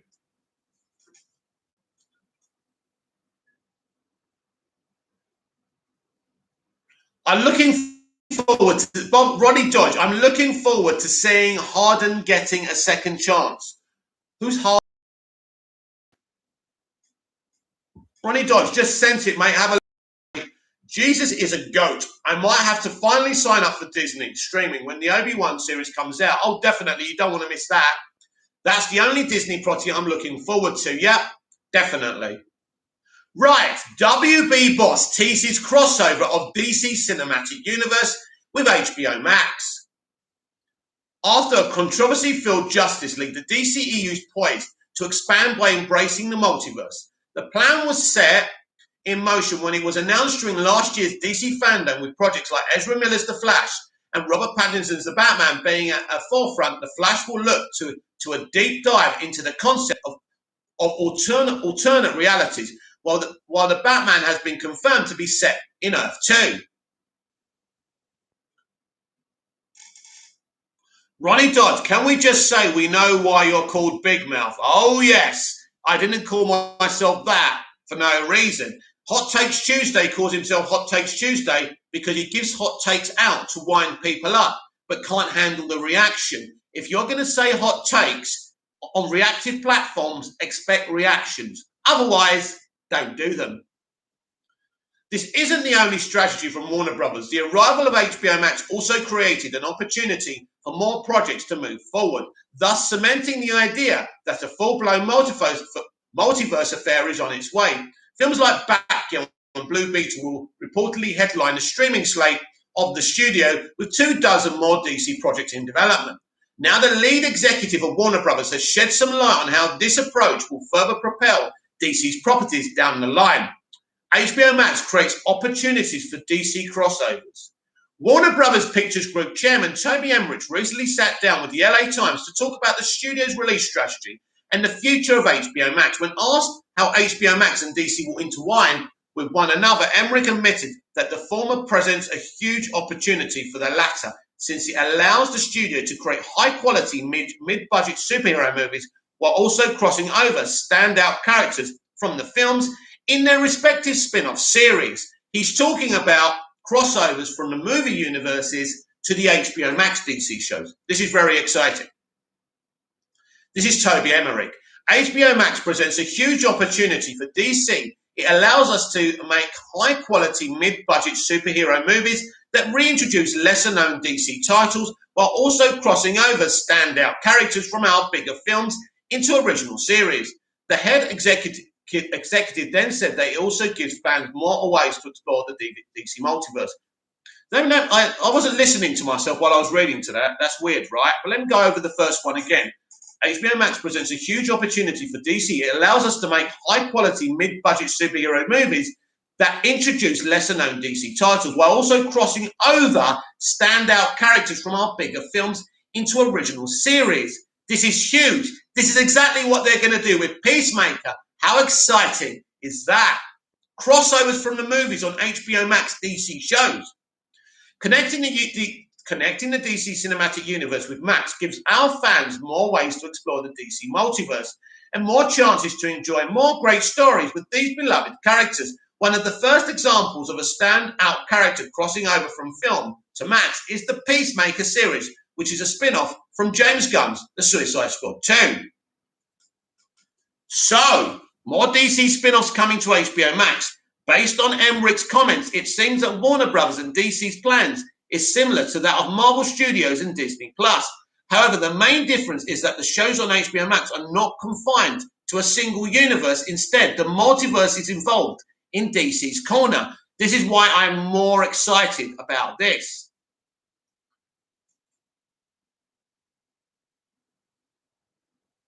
All right, Bobcat, I can't read your top comment there, but I'm going to read this. Leave a like, everyone, from Bobcat. Thank you. Ronnie Dodge, the multiverse is happening, whether Snyder fans want it to happen or not. We're moving away. That's true, Bobcat. Night chat, night Mickey, night Bobcat. Appreciate the passion. It was fun. Jesus is a goat. Which show did you like better, Superboy or Lois and Clark? They're not really for me, to be honest. I'm a Smallville man. Smallville is the greatest thing I've ever seen in terms of comic book TV. So that's where I'd go with it. I didn't like Lois and Clark at all. Ronnie Dodge, see you like Bobcat. See, I'm lost. Ronnie Dodge, see you like Bobcat. See you later. See you later, Ronnie. I think. Are you going or are you staying? I don't know. Bobcat, see you, Ronnie Dodge. Bobcat, night everyone. Ronnie Dodge, I do wonder what spin-offs for HBO Max that The Flash will make. Many. Bobcat, sorry again, night. No need to apologise. It's just a bit of fun and banter. Right. Is a good, given lesser known characters their own chance to shine on HBO Max is a good thing, mainly because it provides fans an opportunity to get to know these heroes even more. This could also potentially lead to a big screen outings if the performance of these projects is commendable on the streaming point. Meanwhile, allowing standout characters from theatrical films to lead their original series is also a fitting direction. Characters like John Cena's Peacemaker and Jeffrey Wright's Jim Gordon will be further fleshed out in their own spin-offs. This means that viewers will view them differently when they return to their respective franchises on the big screen.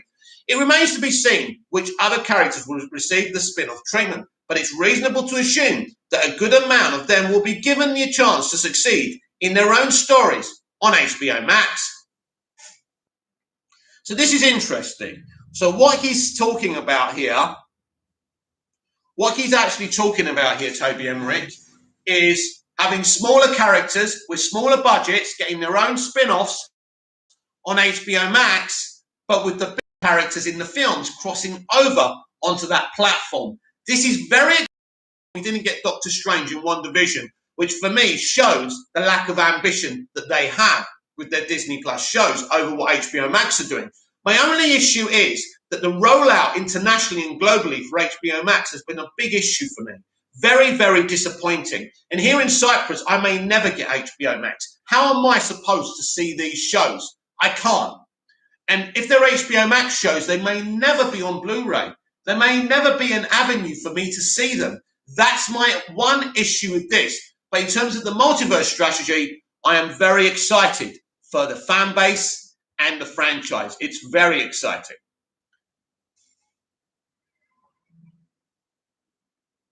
Jesus is a goat. Take it easy, Bob. Ronnie Dodge, I'm still here. Awesome. Right, we move on. Suicide Squad editor reveals more studio force changes. This is interesting. The Suicide Squad is only months from release, set to reconfigure the team from the 2016 film. Yeah, as the Suicide Squad is only months from release, set to reconfigure the team from the 2016 film, questions over the original Suicide Squad remain up in the air. The movie was panned by critics, with even fans noting that it seemed strangely coupled together, a result of Warner Brothers tampering with the movie during post-production. In the wake of the release of Zack Snyder's Justice League, a heavily re-edited version of the film with hours of unseen footage, some have called for similar treatment for David Ayer's Suicide Squad. Snyder himself shared support for this project back in December 2020. James Gunn, the director of the upcoming The Suicide Squad, even tweeted that this kind of director's cut may still see the light of day. Recently, Ayer talked about the conversations that went on behind the scenes between Warner Brothers and the 2016 film's creative team. Now, even more light has been shed on the controversial 5-year-old project. David Ayer's vision. Speaking with Cinema Blend, Kevin Hickman, an editor on the original Suicide Squad, shared details about the film's tumultuous post-production, touching on the burden presented by introduction so many new characters. Hickman noted how Warner Bros. Wanted the origin of the characters to happen much closer to the beginning and insert a level of comedy into the film. Suicide Squad was a challenge because we had so many characters, and at some point we screened it for the studio and they wanted to take things in a different direction. Warner Brothers wanted the origin of the characters to happen much closer to the beginning and insert a level of comedy into the film. We ended up having to restructure how the characters were introduced. That was something that we toyed with right up until the movie was finished. In the original structure, the characters are kind of introduced in linear fashion. And the way they ended up, we spent the first 20 minutes like, bam, here's this guy, bam, here's this person, here's their origin, here's their backstory. We kind of shoved everything into the viewer's face right up front so that we could get that story going. Whereas in the original structure, it kind of happened in many events. So you're, 45 minutes in the movie, and now we're meeting this person and seeing their backstory. But you know what? A lot of people won't agree with this, but I kind of like that in-your-face kind of origin. Oh, there's this one and that one, and they did this, and this character called them. I kind of like that.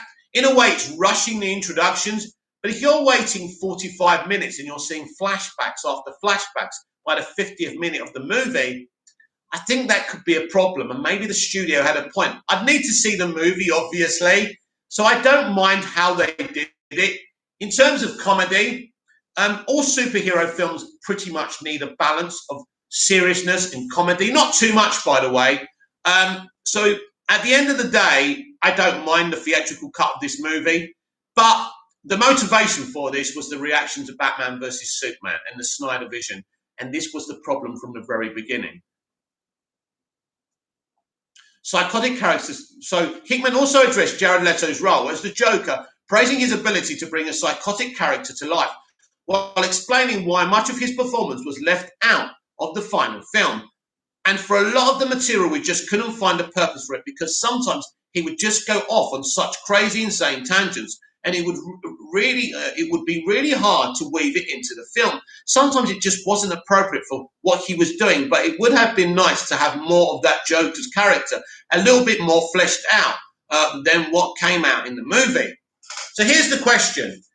If his performance was so nuts, right, and they didn't think it would work, why didn't the director say, come on, Jared, we've got to do something sustainable here? Why was this allowed to happen? For me, this is the very problem with the Snyderverse universe. Things like this. If it wasn't viewable, if it wasn't going to work in a film, do it once, do it twice. But you've got to have a director say, okay, Jared, here's the script. This is what we've got to do. You see, maybe the studio aren't so wrong after all. And this is the problem, the problematic issues with the Snyderverse.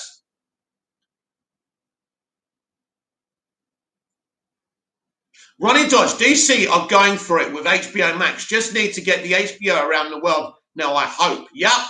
Jesus is a goat. The Suicide Squad is going to be a bloody delight. Can't wait. Ronnie Dodge, I saw some people had screenings of the Suicide Squad yesterday, already positive. I told you, they've probably seen the whole movie. I haven't. I envy them, but I told you it was cool. Jesus is a goat. I read an article today stating that Wonder Woman will be recast in Flashpoint. Right. I spoke about this Jesus is top of the video, which you missed. You can go back and watch it, but I'll explain it to you. You will have another version at least of Wonder Woman in this film. She's not being recast. That's bullshit. You will have another version of Aquaman in this film, probably a blonde, blue-eyed, comic-accurate Aquaman. These two castings will be involved with the Atlantean Amazonian War. That's what I've been told, and that's my theory. So you will see that. That's part of the Flashpoint comic book arc as well. Now, that doesn't mean that Jason Momoa as Aquaman and Gal Gadot as Wonder Woman are being replaced. Got to understand Jesus is a goat. Jesus is GOAT, right? This is the multiverse strategy. A multiverse means multiple Earths with multiple versions of these DCEU characters. This is not a recast, and Gal is not going anywhere. They've taken something factual and put something fictional to stir the pot. Listen to my explanation and forget their bullshit. The interview ended with Hickman sharing his support for a possible air cut that would be less comedy and very militarized, while also sharing his excitement for Gunn's upcoming take on the team. I would like to see David's final version of the film. I saw what David was trying to do with the film, and I thought it was a pretty bold film. It was less comedy. It was much darker film. It was almost like a Black Hawk Down type thing. That could be a problem. It was just very militarized, very serious. I mean, of course, there were supposed to be comedic moments with Will Smith, but it was a darker film. I like where David was going with it, and it would be really nice to see him be able to finish what he started. I don't know if that will happen now because of James Gunn's reboot, which I haven't seen yet. But from the trailer, it looks like a lot of fun. It definitely feels like a different vibe than what David Ayer would have made. But I'm really looking forward to seeing what James Gunn did because I'm a big fan of his work, as am I.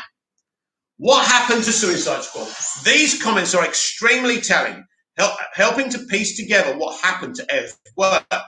Hickman's responses paint a picture of a much different Suicide Squad, one not only different in tone but also structure. Hickman's thoughts on the final edits of Suicide Squad explain a great deal about the pacing of that film. In pushing the character introductions to the forefront of the movie, Warner Brothers sacrificed the original rhythm of the project to achieve a more explanatory, expedient structure. I don't mind it. I think it's pretty cool, actually. I haven't seen what David's done, but I don't hate the theatrical version of the Suicide Squad, but I'd love to see the haircut so we can finally decide for ourselves if it's good or not. Many of the tonal issues of the film can also be traced back to this structural shift. The introductions audiences saw in theatres were heavily stylized with goofy graphics and self-referential text, used to add a bit of fourth-wall breaking humour to the film, lightly tacked on in post-production. This also ties back to Ayer's earlier comments in which he cites Deadpool's success as a key turning point in the approach Warner Brothers took to his movie.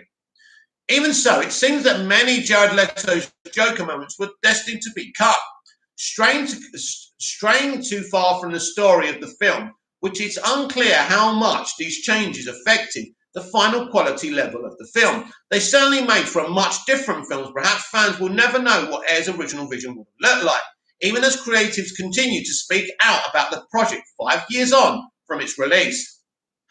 Let's just talk. That's going to be the final article. I had loads of Jurassic World Dominion articles to read, and I think another Loki one, but I just haven't got the time, unfortunately. But we've got through, arguments and all, we got through a lot of articles, and I've updated you with everything, which is my job, but we need to talk about this. Jesus is a goat. Gotcha. Yeah, so no recast, Jesus. I know where the bodies are buried. Don't underestimate me because I've got a low amount of subscribers. I spent 6 months in Hollywood. I have my contacts. I know what's going on. This is the place to be. Ronnie George, I don't believe that as we're getting a third movie with Gal. As I just explained, Ronnie, she's not being replaced, but this is the multiverse, and there will be another version of Wonder Woman and Aquaman for this Atlantean Amazonian war. This is the multiverse, so we're going to get multiple versions of these characters. It's not a replacement. That's the whole point of a multiverse. Ronnie Dodge, do them in the stream do them in the stream for later. What are you talking? Oh, right, I see, yeah. I'll try and remember, yeah, definitely. If not, if something breaks, then we'll be focusing on that. We will see. Good idea, though, Ronnie. Right, I want to talk about the Suicide Squad movie, the first Suicide Squad movie. The first Suicide Squad, the theatrical movie cut together by a music video company, no short, right? Made $800 million at the global box office, just underneath. This was a huge success. The soundtrack was a huge success. The studio's idea worked for them, and that's why we're getting another Suicide Squad. But obviously, as with Snyder, the studio had a problem with the direction Ayer was going down. Now, we've heard here that he was going down a military Black Hawk Down thing. Does that sound good to you? Maybe it would have been awesome. I've never seen Black Hawk Down, by the way, so I wouldn't know. But the thing is here, seeing is believing. I like that Suicide Squad movie. I think it works. I think it's pretty cool. It does, it does the job that it needed to do. I think Harley Quinn is beautifully portrayed. The sexual stuff is a bit disrespectful to women and Margot, and I feel her frustration there. But I did enjoy the film, and I thought that Margot Robbie, Will Smith, the entire cast were great. And as for Jared's Joker, if he was going off base and making stuff, performing stuff that couldn't be on screen, what was the fucking point? As a director, you've got to snap him out of it so he can do what you want him to do. What was going on, David? Very problematic. Anyway, that's it for today. That's it for today. It's been an eventful 2 hours and 9 minutes and 30 seconds thus far. Ronnie Dodge, I did read that the movie follows the original trio and the Jurassic World trio separately, what Colin said. Yeah, definitely, that's what's going on. So we've got Sam Neill in it and the original female from it.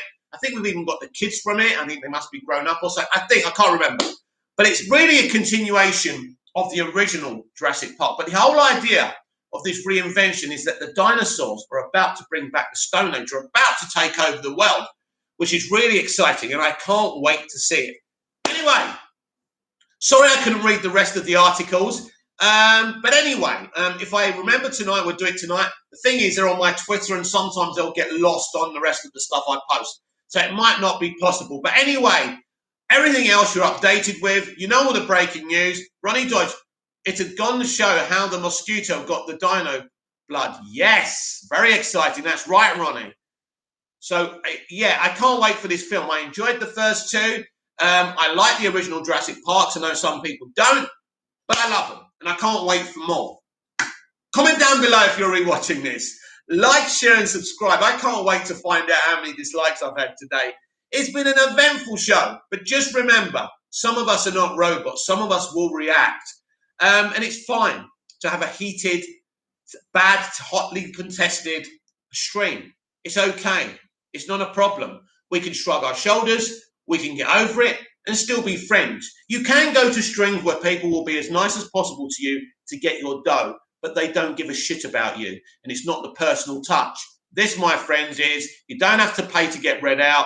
You get my attention, and I'll respect you as much as I can, and sometimes I may disrespect you, but by the end of the stream, I promise, we'll all live happily ever after and be friends again. I'm over on Twitter, @MoviesTVMad. Until tonight, around 6:30 UK time for Big Mouth Live. I'll see you again then. Until then, goodbye.